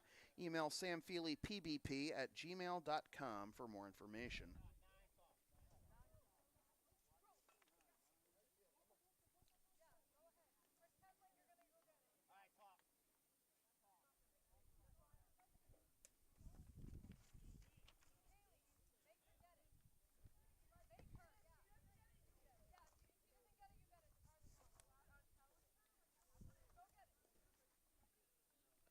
So it ends up being Wright being charged with 2 runs, both of which are earned to go along with the 4 to third innings, 4 hits, 3 walks, 1 strikeout, 1 hit batsman, 1 balk, and 1 wild pitch. 4 1/3, that should be good enough for a win if Medford hangs on here.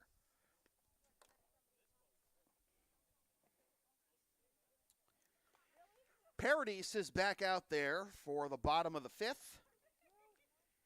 And he will face the top third of the Medford order, Marino, Mangan, and Orchid.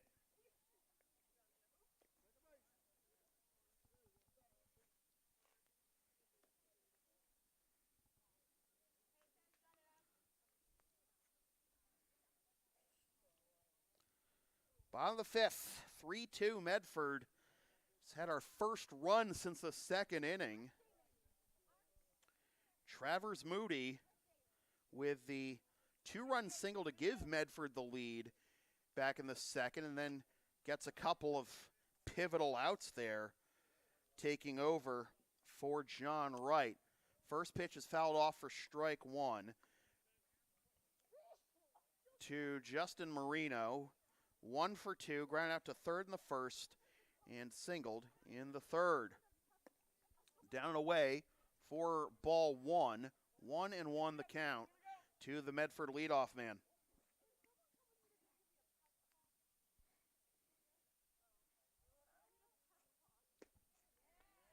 Cut it on and miss.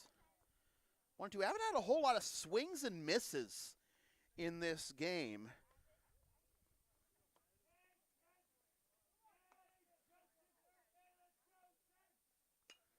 Off the end of the bat, over to the right side. DeFeo looking for it, and he got it for out number one.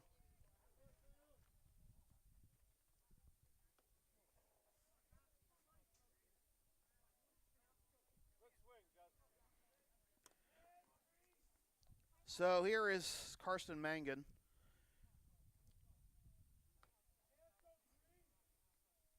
Laid down a sack bunt last time up, flew out to center his first time, and he takes outside for ball one.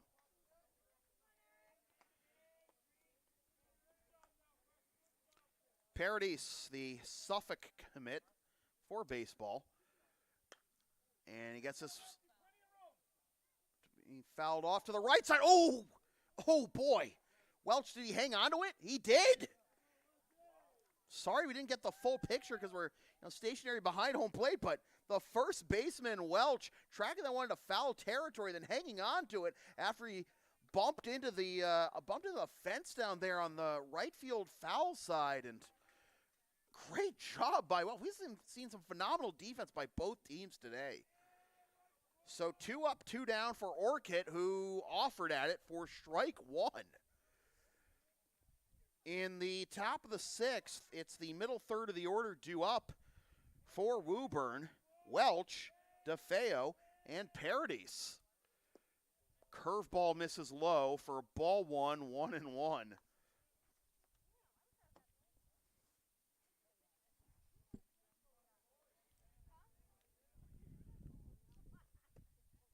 Down the pipe for strike two.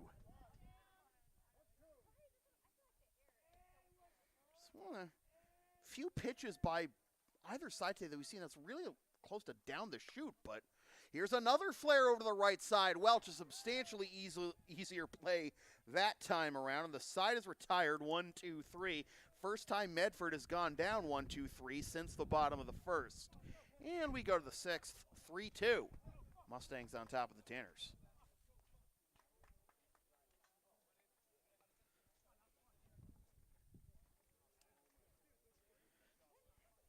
LSP is the live event specialist. Ask us about streaming or taping or announcing your next sports game, gaming tournament, wedding, concert, recital, play, meeting, or other event. Ask about other general errands and other media services. Rates start at just $150 for live events. Email samfeelypbp@gmail.com for more information.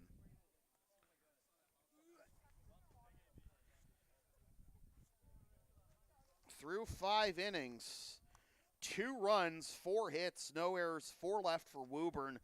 3 runs, 6 hits, no errors, 3 left for Medford. And Travers Moody back out there for the top of the 6th after taking over for John Wright with 1 out and 2 on in the 5th. Got the last 2 with Chiodo coming home on the sacrifice fly by Powers. In fact, both Woburn runs have been driven home on sacrifice flies so far.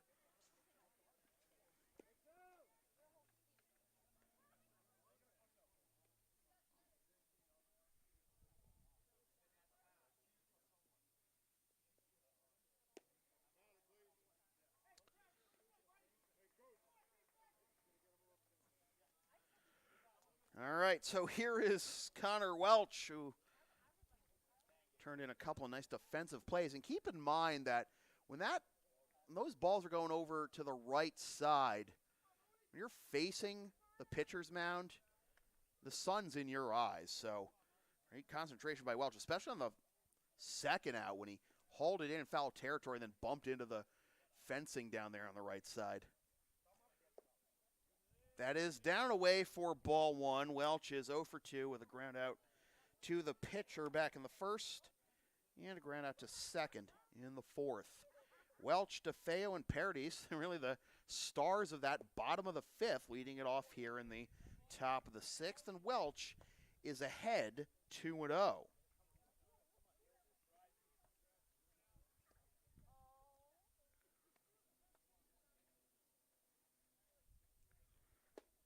Taken all the way for strike one. 2-1 to the Woburn first baseman.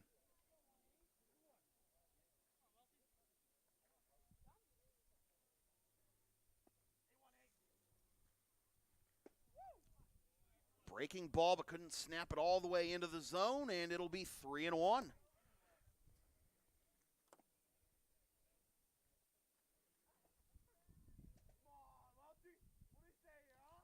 Moody delivers. Inside corner, leadoff walk to Welch.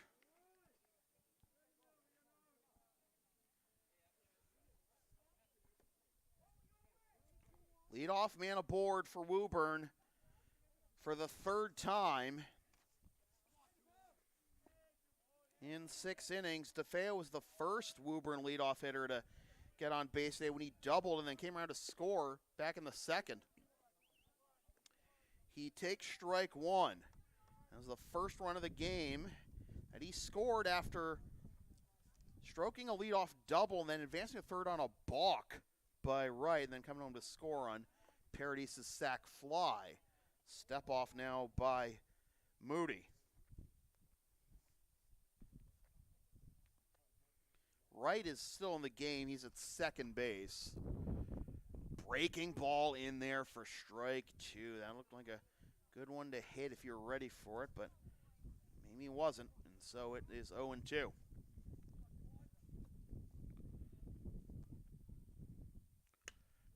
To the left side, and it gets through the shortstop, Poley. His first chance at short after the defensive shuffle on the pitching change.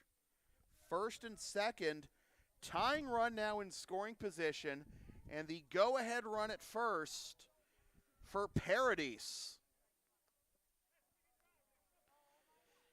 Paradis again with the sac fly his first time, and then a single in the fourth.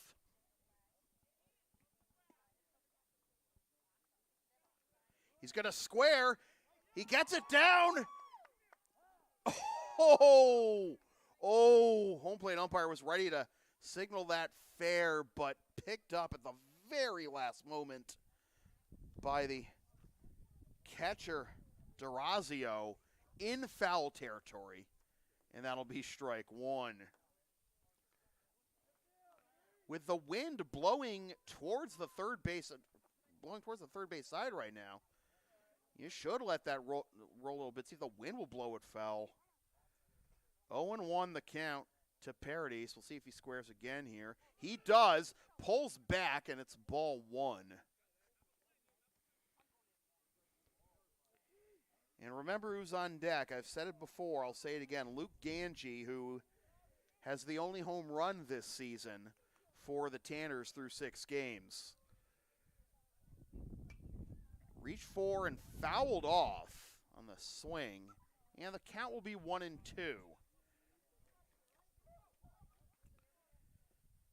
So this is the first time that Woburn's got the first 2 batters of an inning on base.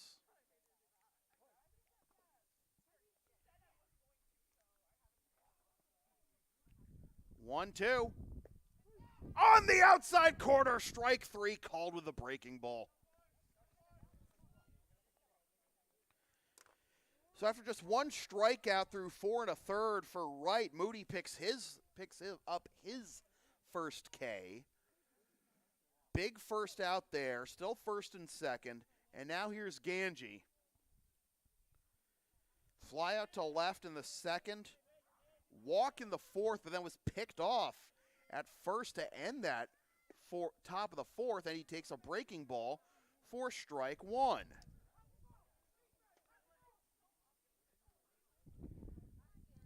Poley unable to handle the chance at short, got through and a left for a base hit. Again, that was his first chance at short today. That's in there for strike two, 0-2. So despite the walk and single to begin the inning, Moody able to get ahead of Paradis 1-2 and then retire him on strikes. Grounder to the left side. Poley can't field it. Into left field for a base hit. Around third is Welch, and he will get back to third in time.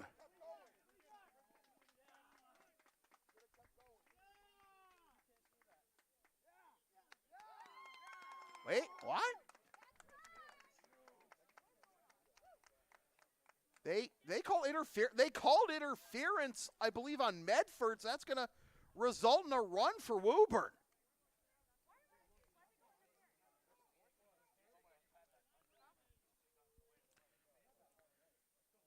DJ McDonough got in the way of Welch, so that allows the tying run to score.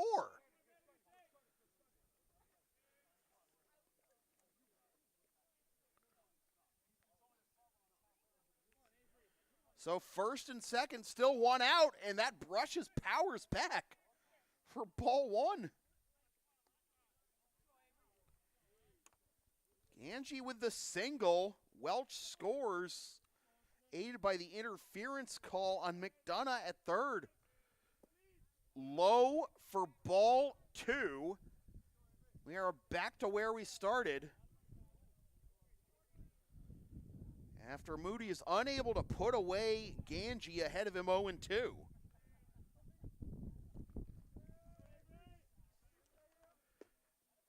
Inside corner, strike one to Powers. Grounded out to short in the second, flew out to center in the fifth. DeFeo at second. Ganji at first. Still only one out. This is a blown save for Moody. He'll spin back to second, but back safely is DeFeo.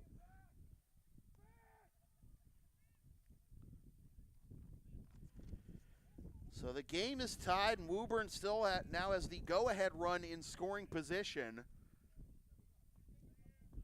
with only one out. Excellent eye by Powers to let that one go. Wow. Oh, it looked so tempting. Just broke away at the last minute. Was able to lay off for the ball.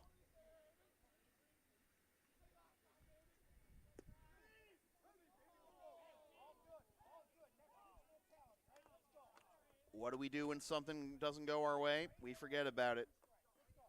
We move on. We can overcome. That's what Sam Finn said during the Park League Championship Series last year on this here YouTube channel. That epic Game 7 between EI and the Boston A's. Called third strike on Powers. 2 down. It's not the third out either.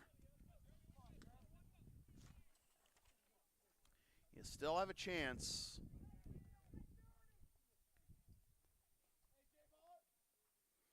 Here is Jeremy Barreto. Reached base twice without the aid of a hit.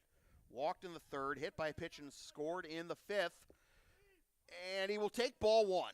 In the bottom of the sixth, Medford will have, well, we're going to have the middle third due up here. In the top of the sixth, Medford will have the same. DeRazio, Poley, and Price.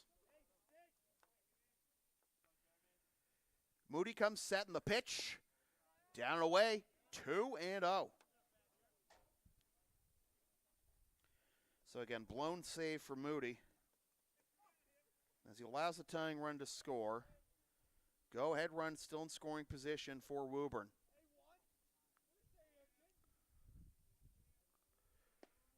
On the outside corner, and he's back in the count at 2-1.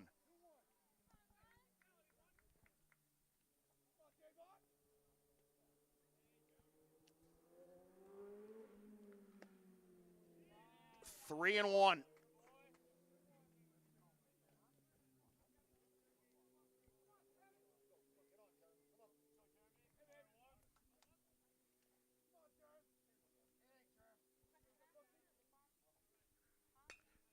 into center field and caught by the center fielder Marino for the out that retires the side, but Woburn ties the game. 1 run, 2 hits, 2 left through 5 1/2. We're knotted at 3.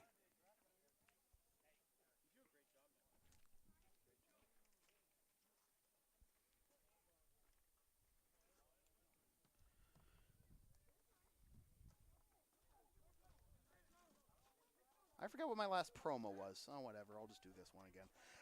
LSP is the live event specialist. Ask us about streaming, taping, or announcing your next sports game, gaming tournament, wedding, concert, recital, play, meeting, or other event. Rates start just $150. Also ask about our services outside the world of sports and live production with house sitting, video editing, pet walking, whatever.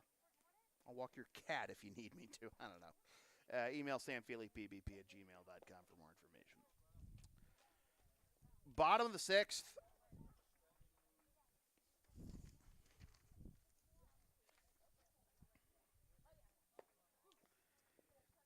And Paradis back out there. And we're going to have a little bit of a delay as since Barreto, the catcher, was the last batter of the inning. We've got to let him get, geared up here for the bottom of the 6th. A pivotal frame now that we are back even at 3-3 with D'Orazio, Poley, and Price, the middle third of the order, due up here in the bottom of the 6th for Medford.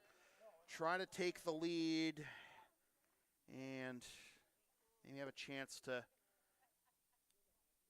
shut this one down in the top of the 7th if they can push a run or 2 or more across.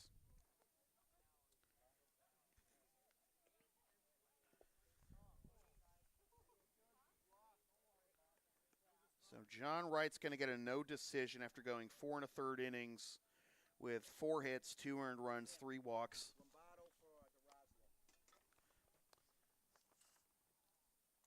3 walks, 1 strikeout, 1 hit batsman, 1 balk, and 1 wild pitch.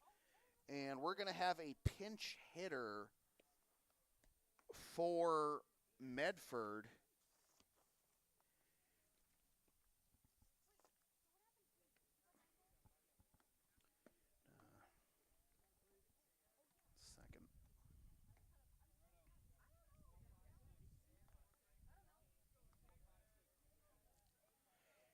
Going to be Jack Lombardo, the junior, pinch hitting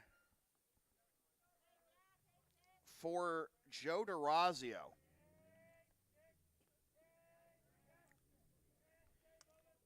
Now, I don't know if Lombardo was caught, but remember, he's pinch hitting for D'Orazio, who's the catcher, and he hits this one to the left side for a base hit. Well, Ross was on to something there with that sub for the catcher, the cleanup hitter, to lead off the inning with a first pitch single. And now we're going to have a pinch runner for Lombardo, and it's going to be, it wouldn't be Austin Price, it'll be Derek Marino.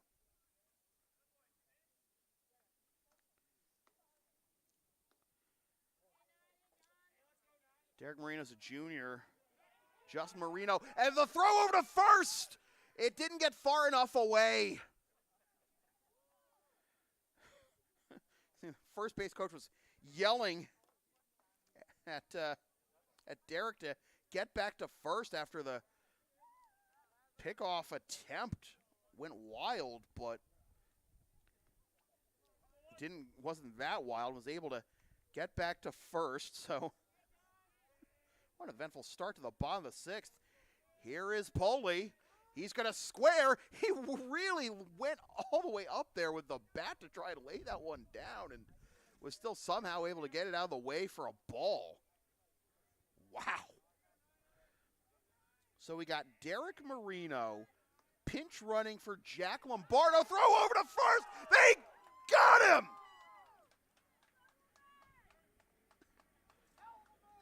So the pickoff is finally successful.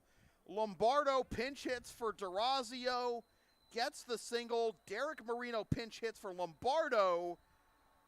who is then picked off. Marino picked off. So one down, base is empty, and now a 2-0 count.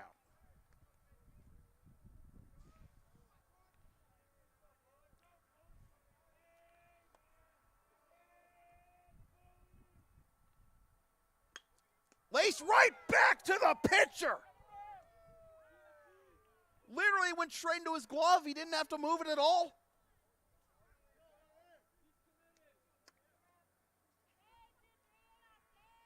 Another day in paradise, huh? 2 down now for Austin Price. Walk and a single and a run scored so far for Austin. Swing and a miss. Strike one.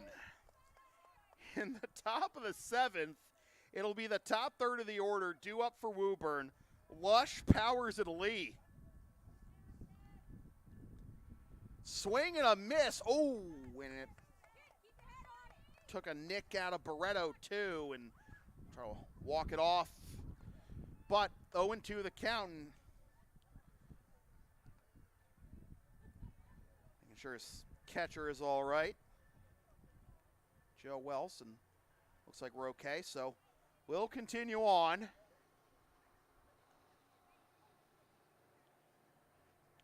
With an 0-2 count and 2 outs. First pitch single by the pinch hitter Lombardo. Derek Marino pinch runs for him, and that is picked off.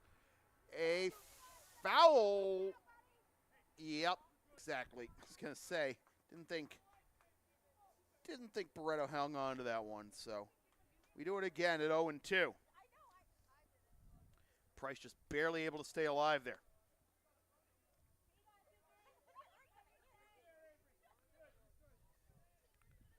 0-2 to the Medford first baseman. Going to be interesting to see how the defense shifts with the catcher being pinch hit for a swing and a miss by Price. Throw on to first, and the strikeout is completed.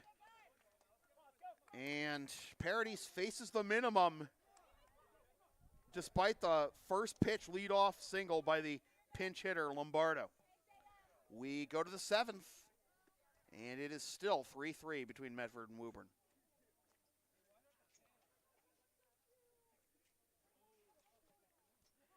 The LSP store is now open. Get yourself a DVD or digital copy of most past LSP video broadcasts, or one of several different designs of stickers or shirts, including the LSP hoodie, the Never Conceded collection, and some stuff with my dog, Tina the Longarina, on it. LSP37.creator-spring.com to place your order, or email me at samfeelypbp@gmail.com for DVDs or digital copies of games. So let's see if we can decipher this positional shift. So Poli is now on the mound, looks like.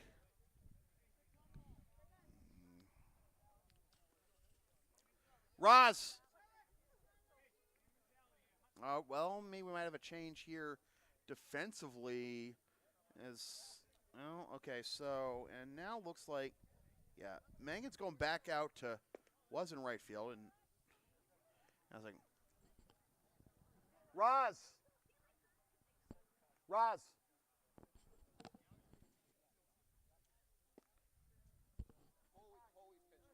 Poli, okay, who's catching? Same guy, Joe DeRazio. Oh, okay, all right. All right, got it, all right. Okay, so DeRazio is back in the game behind the plate. Just he's re-entering the game, just like, Chiodo pinch hitting for, Chiodo rather pinch running for Barreto the 2 times he got on. So DeRazio is behind the plate. Poli's pitching.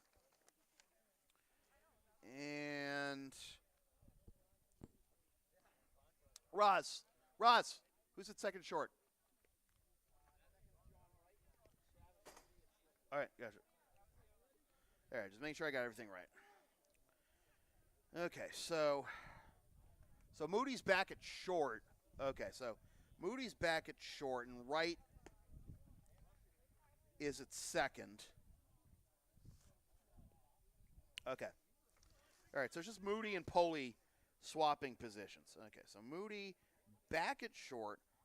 Poley now on the mound. High school baseball is wild, man. All right. We go to the top of the 7th.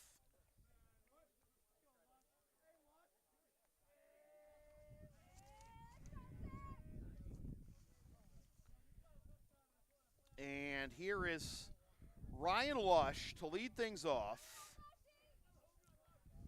Singled his last time up. He's 1 for 3. Poley delivers and brushes him back for ball 1.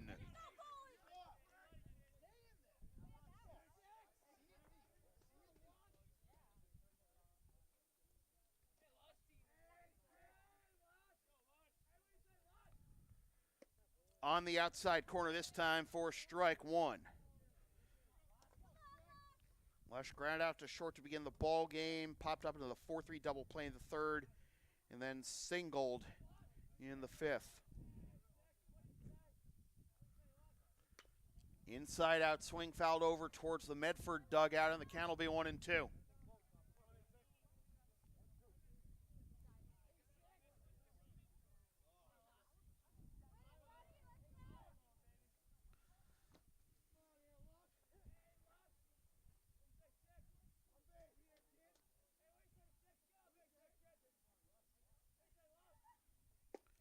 In there for a called 3rd strike. Lush down on strikes. He's 1 for 4.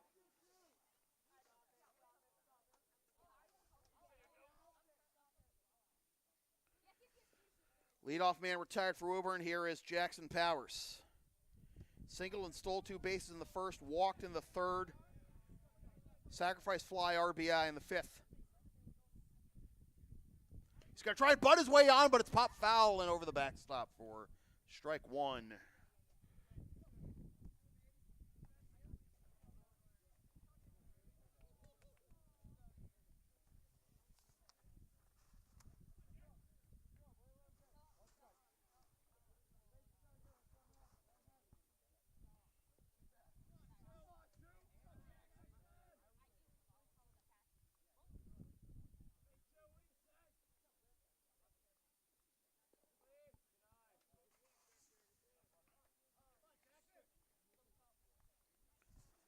So Moody goes an inning and 2/3, gets a blown save with 2 hits, 1 earned run, 1 walk, 2 strikeouts.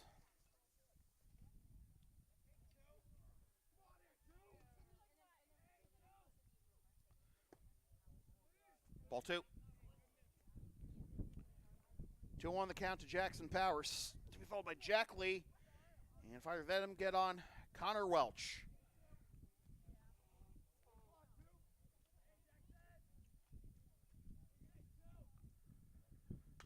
Grounder to the right side, but foul, and the count will even at 2.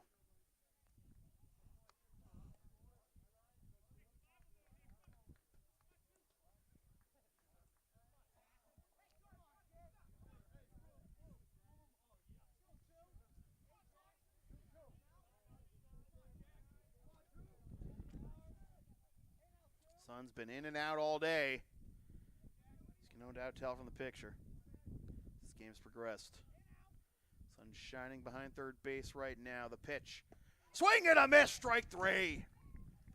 Back-to-back strikeouts.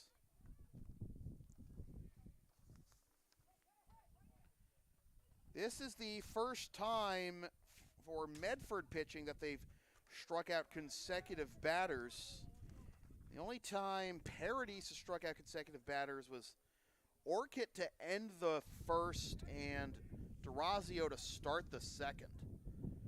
Here is Jack Lee trying to race his offer, and that is outside for ball 1. He is 0 for 3, struck out looking in the 1st, flew out to center in the 3rd, and flew out to left in the 5th.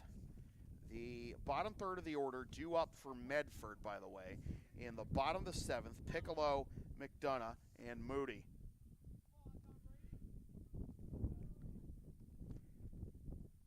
Inside corner for strike 1 to Lee.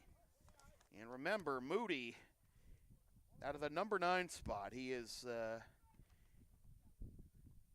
one who gave Medford the lead in that 3-run rally in the bottom of the second. This 2-run single. 2-1.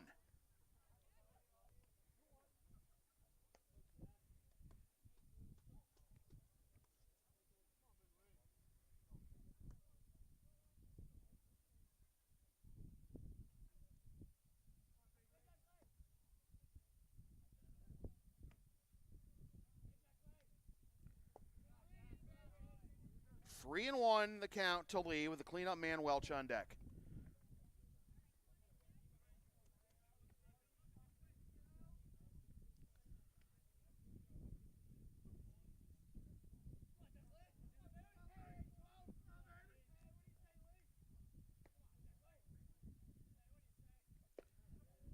Outside corner, full count.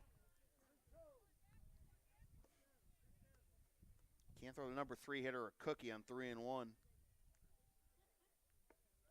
Gotta make him flip a coin, I guess. Payoff pitch with the cleanup man Welch on deck. Popped up over the left side, going to foul territory, and it's out of play. Much ado about nothing there. We'll do it again. Yeah, that's one of the casualties of this setup, you know. Stuff going over to the dugouts, basically. You can't really catch, and you know, Welch with that great play back in the 5th. A couple of great plays in the 5th, unfortunately, over into foul territory, out of view, but.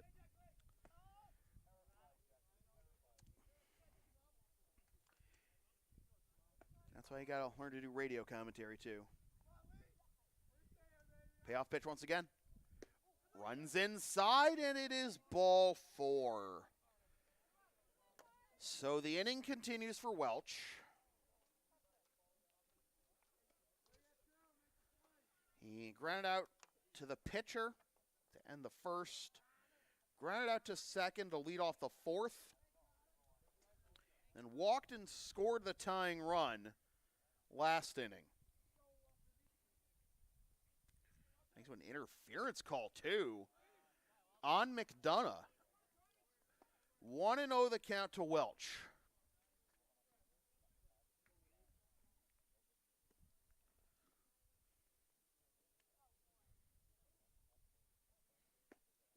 At the top of the strike zone for strike 1.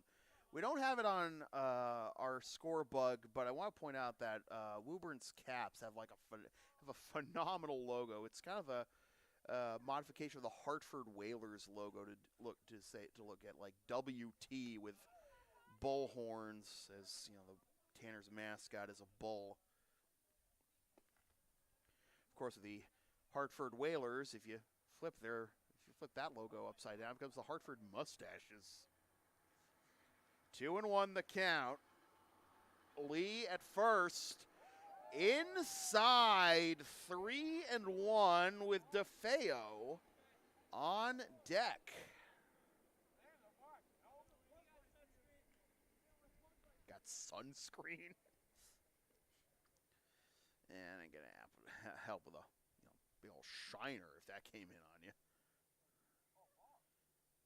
you. 3-1. Ball 4. So from 2 straight Ks to 2 straight walks, putting the go-ahead run in scoring position for Woburn and forcing a mound conference here for the Mustangs.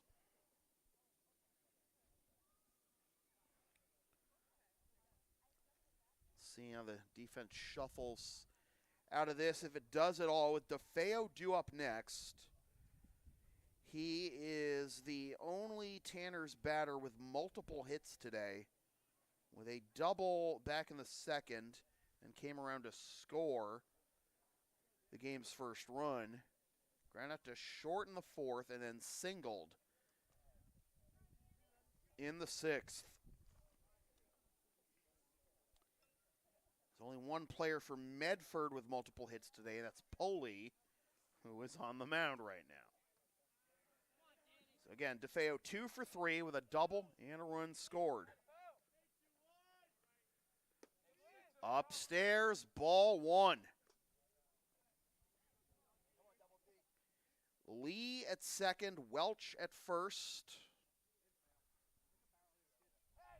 In a 3-3 ball game at the top of the 7th, one of these teams is going to snap a 3-game losing streak. Poley's going to step off. Look, Lee back at second. It's been a free card Monty between second short and the pitcher's mound for Medford defensively today. It's now 2-0. Wright started. He's now at second. Moody started the game at short. He pitched, and now Poley is pitching, and Moody's back at short. Inside corner, 2-1.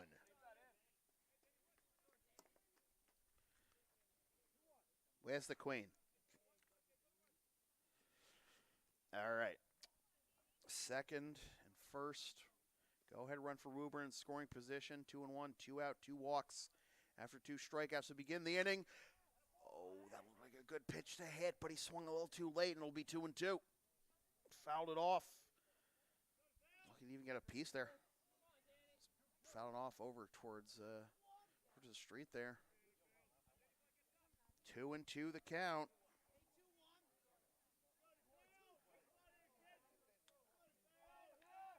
Poley looks at second and comes home with it. In the dirt. No advance by the runners, and honestly, why would you? Because now you get a head start here with a full count, 2 out. Both runners will be in motion. Paradis is on deck.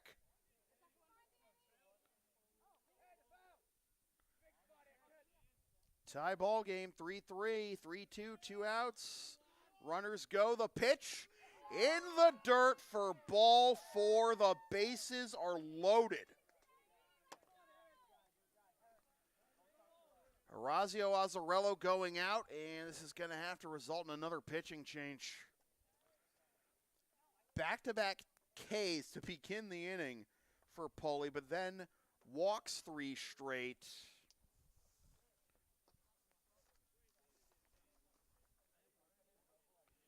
Poley's only going to be able to get through 2/3 of an inning. No hits, but 3 walks and 2 Ks. He is responsible for all 3 runners on base. And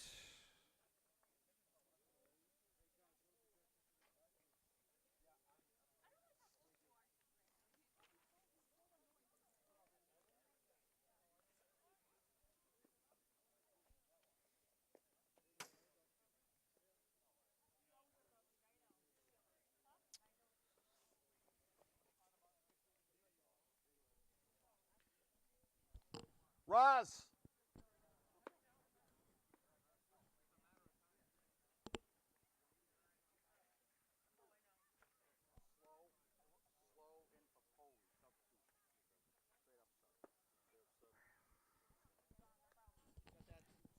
So the new pitcher is going to be Ryan Slow, the left-hander, coming into the game for the first time here.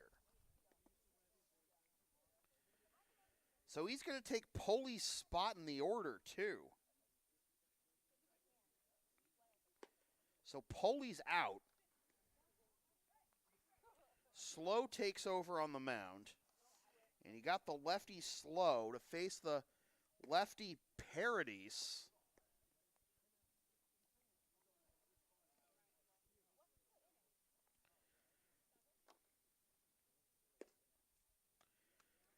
Game about to hit the 2-hour mark. We start at 3:57. It is 5:56. The sun sinks slowly in the west. Ryan Slow to face Eric Paradis, who is 1 for 2, RBI sack fly in the second, single in the fourth, strikeout looking in the sixth. And those were against Wright the first 2 times and Moody the third time. So here he is facing Ryan Slow, lefty on lefty, with a chance once again to help his own cause. Drove home the first run of the game. Back in the second. Needs to get it in play here to have a chance of bringing home Lee. And that's on the outside corner for strike 1. And I don't think he liked the strike 3 call in his last at bat either. Well, it is time for Paradis to make the staff at Suffolk proud here. He grounds this one to the right side, fielded the underhand to second for the fielder's choice. And the side is retired, and it was a team effort, but Medford gets out of that jam unscathed, and now they have a chance to walk it off. We go to the bottom of the 7th, and we are still tied at 3.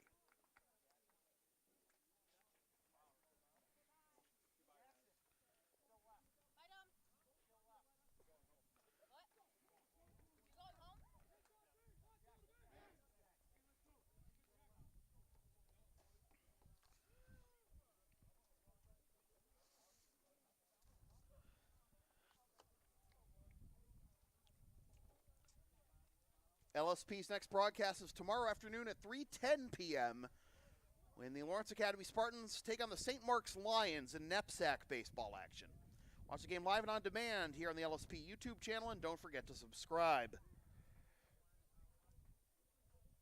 Bottom of the 7th, and Paradis no longer on the mound.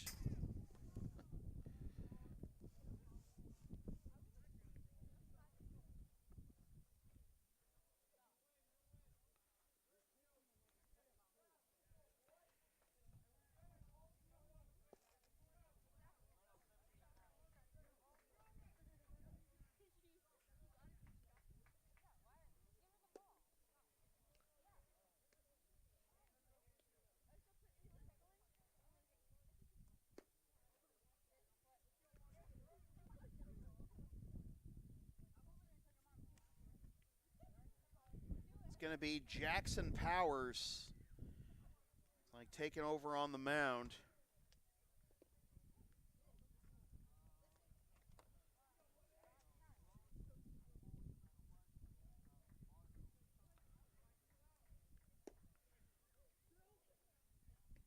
See if we can give you Powers stats on Max Press. We don't have stats, unfortunately, for Medford. How the pitching stats go? Yeah, there it is. Yeah, okay. So Powers is 1-1 in 2 appearances this season. He's thrown 7 innings, allowed 8 hits, 6 runs, 4 of which are earned. Walked 8, struck out 4.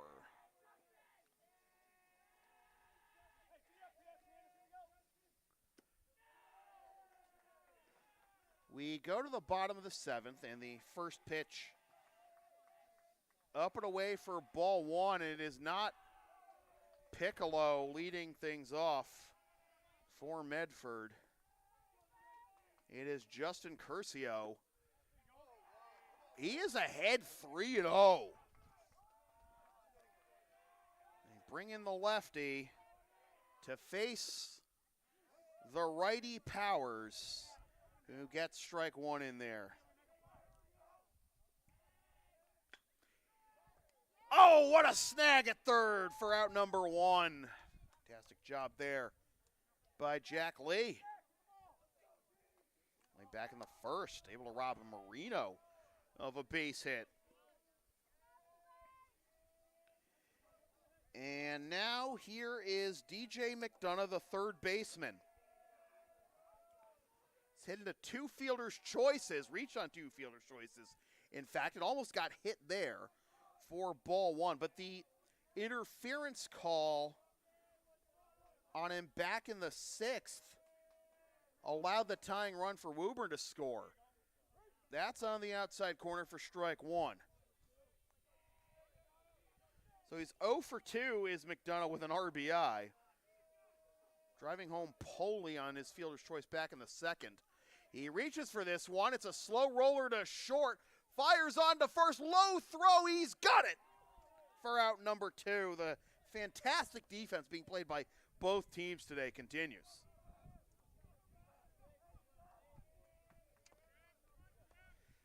And now here is Travers Moody.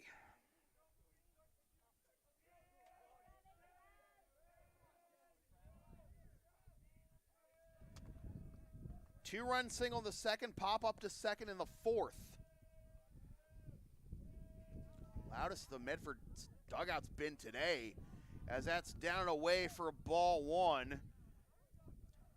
In the top of the 8th, if we do get that far, it'll be the bottom third of the order, Ganji, Avery Powers, and Barreto due up. Jackson Powers, the second pitcher of the game for Woburn after Medford's already on its 4th.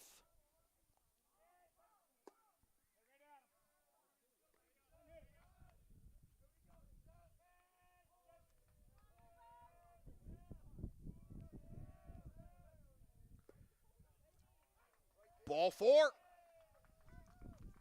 2-out walk drawn by the number 9 hitter. He's aboard to keep the inning alive. 4-pitch, 2-out walk, in fact.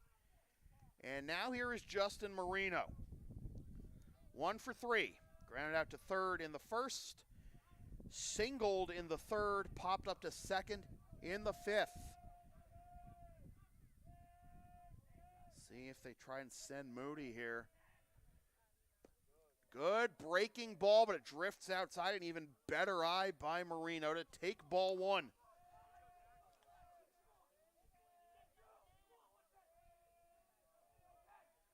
Long look over at 2nd by Powers. The pitch, inside corner, strike 1.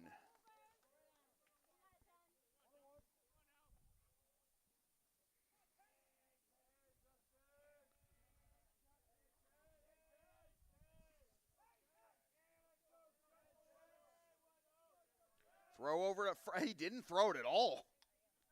We have seen some adventures on pickoff attempts for both teams. Now we got a stoppage in play. I think do we have ball come onto the field from somewhere else? I don't know. Regardless, doesn't seem to be any issues, and there's no balk either. So runner at first, 2 down, 1-1 count, bottom of the 7th, winning run at first for Medford. Strike 2. Both teams have lost 3 in a row coming in. Woburn, after winning their first 3 to start the season. Medford just looking for the first win period of the season. Powers taking a long look at Moody at first.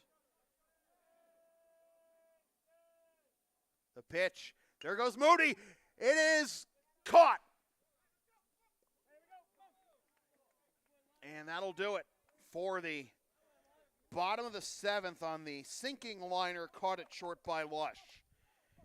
Bonus baseball, 3-3 between Medford and Woburn after 7.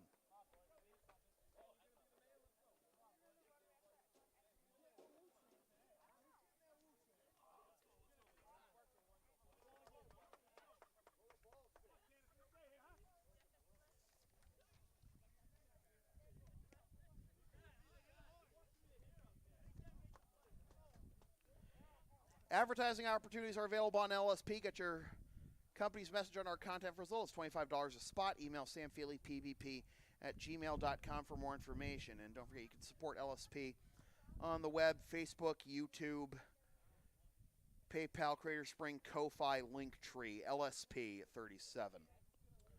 So we are going to go to the top of the 8th as Ryan Slow is back out there after getting Paradis to ground into a fielder's choice with the bases loaded and 2 outs. We are past the 2-hour mark of this game.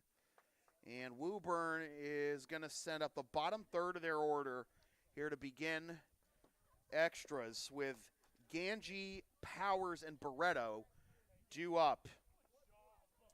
I've said it before, I'll say it again. Ganji, the only player with a home run thus far this season for Woburn. And the last 2 times he's come up,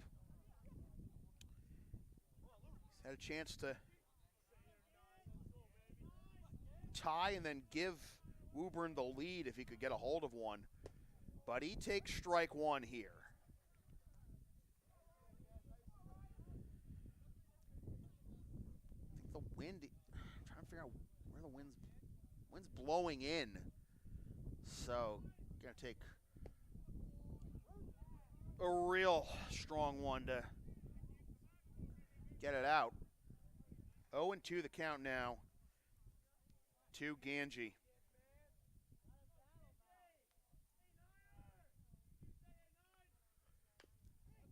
Number foul, stay alive.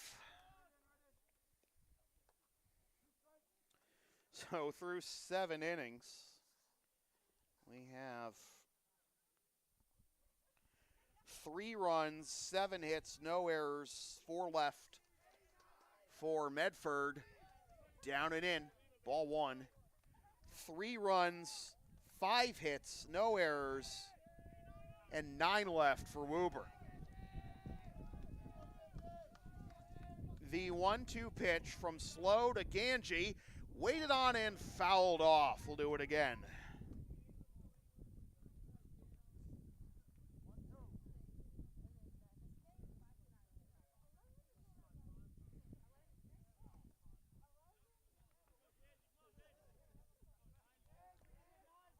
One, 2 again.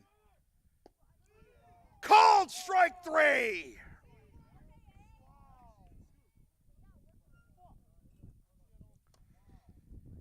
Ganji goes down looking. He is now 1 for 3.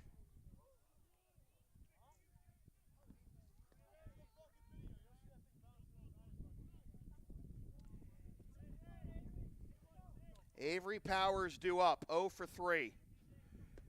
Breaking ball misses high for ball 1.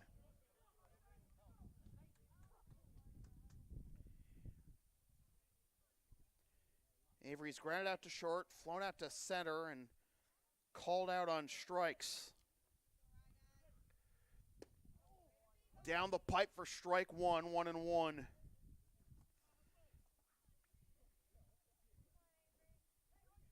Only one of Medford pitching strikeouts today has been a swinging third strike. This is into right field, carrying a little bit, but caught by the right fielder Mangan for out number 2.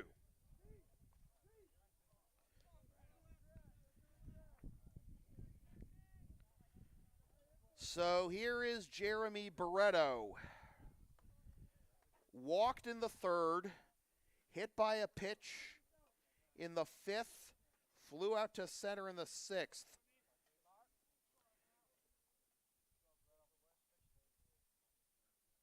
Breaking ball on the outside corner for strike 1. In the bottom of the 8th, Medford will have Mangan, Orchid, and Durazio due up. Misses high for ball 1. Both times Barreto is reached. He was immediately pinch run for by Chiodo. And Chiodo ended up scoring the second Woburn run back in the 5th after he stole a base. Up and away for ball 2, 2-1.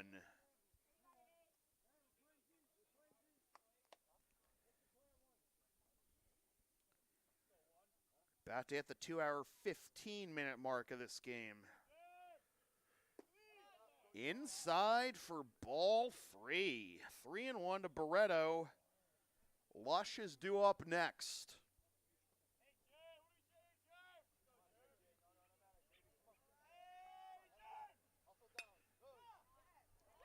Line to short and caught for the out that retires aside.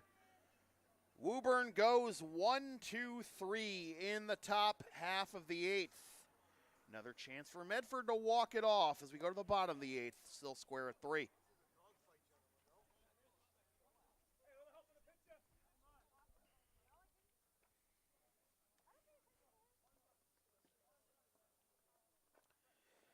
LSP is the live event specialist. Ask us about taping, streaming, or announcing your next sports game, gaming tournament, wedding, concert, recital, play, meeting, or other event. Rates start just $150, or ask us about our services outside the world of sports and live events with dog sitting, graphic design, video editing, and other stuff you can throw at us.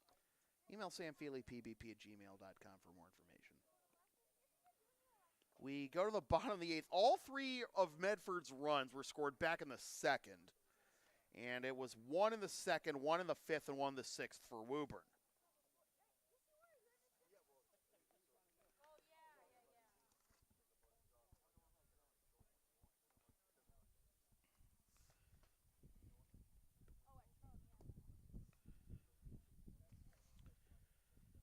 So as Jackson Powers goes back out there for his 2nd inning of work, I'll try to fill in the stat sheet real quick so I can give you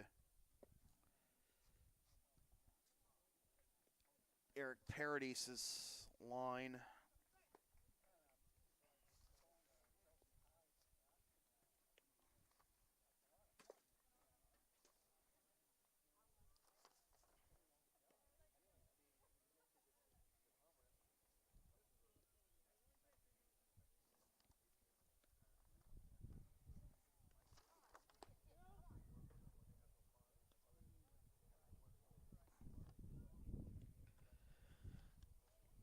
Just about there.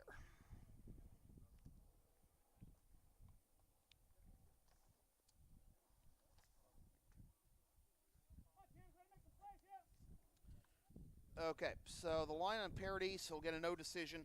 6 innings, 7 hits, 3 earned runs, 1 walk, 4 strikeouts, 1 hit batsman, no balks or wild pitches.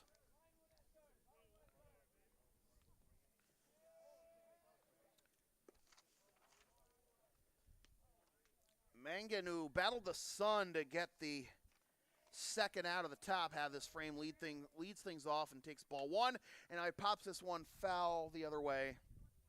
1-1. Carson Mangan, sophomore, 3-sport varsity athlete for Medford.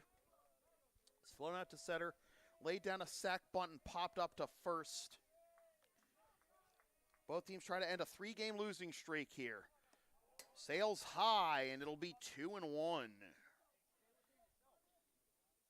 It's been Wright, Moody, Poley, and Slow on the mound for Medford. Paradis and Jackson Powers on the mound so far for Woburn. That'll be ball 3, 3-1. Medford was unable to make Powers pay for ball 4, and Mangan is aboard.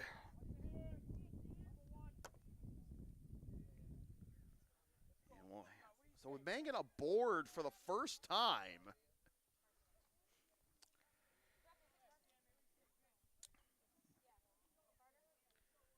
Medford hasn't been shy to run. Just the 1 steal today, though, by them. That was Poley back in the 2nd. Of course, one where I've been seen 1 pickoff, too, for each side. Bunt is popped up, but it lands. A look at 2nd, fire to 1st, get the out, and actually had a double clutch by Lee, almost cost him, too. He looked at 2nd, and he saw that Mangan had slowed down in case that was going to be caught. And the hesitation almost allowed Orchid to reach, but it is a sac bunt. Winning run now in scoring position for Medford. And here is DeRazio. Ooh, a little hesitation, a little Nestor Cortez or Johnny Cueto hesitation there on the pitch. But no balk or anything. I also want to see if you can get Mangan napping. There's another twist towards second, but this one is swung on and missed by DeRazio for strike one. He was pinch hit for by Lombardo in the sixth. Lombardo singled, but then after Derek Marino pinch ran for him, so that's on the outside corner, 1 and 2. He got picked off. DeRazio himself is 0 for 2. And he's behind 1 and 2 here. And Ryan Slow's turn at bat is due up next. Reach for, little blooper, caught.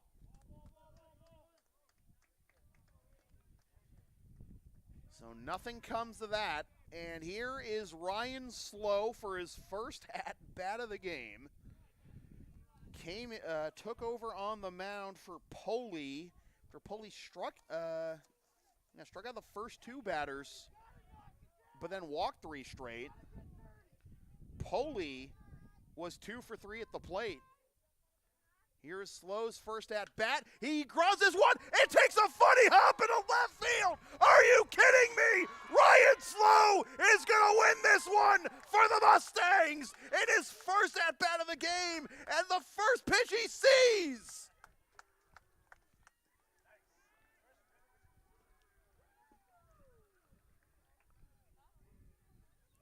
It's always the ones you least expect. Ryan Slow comes in after putting out the fire with the bases loaded and 2 out in the top of the 7th.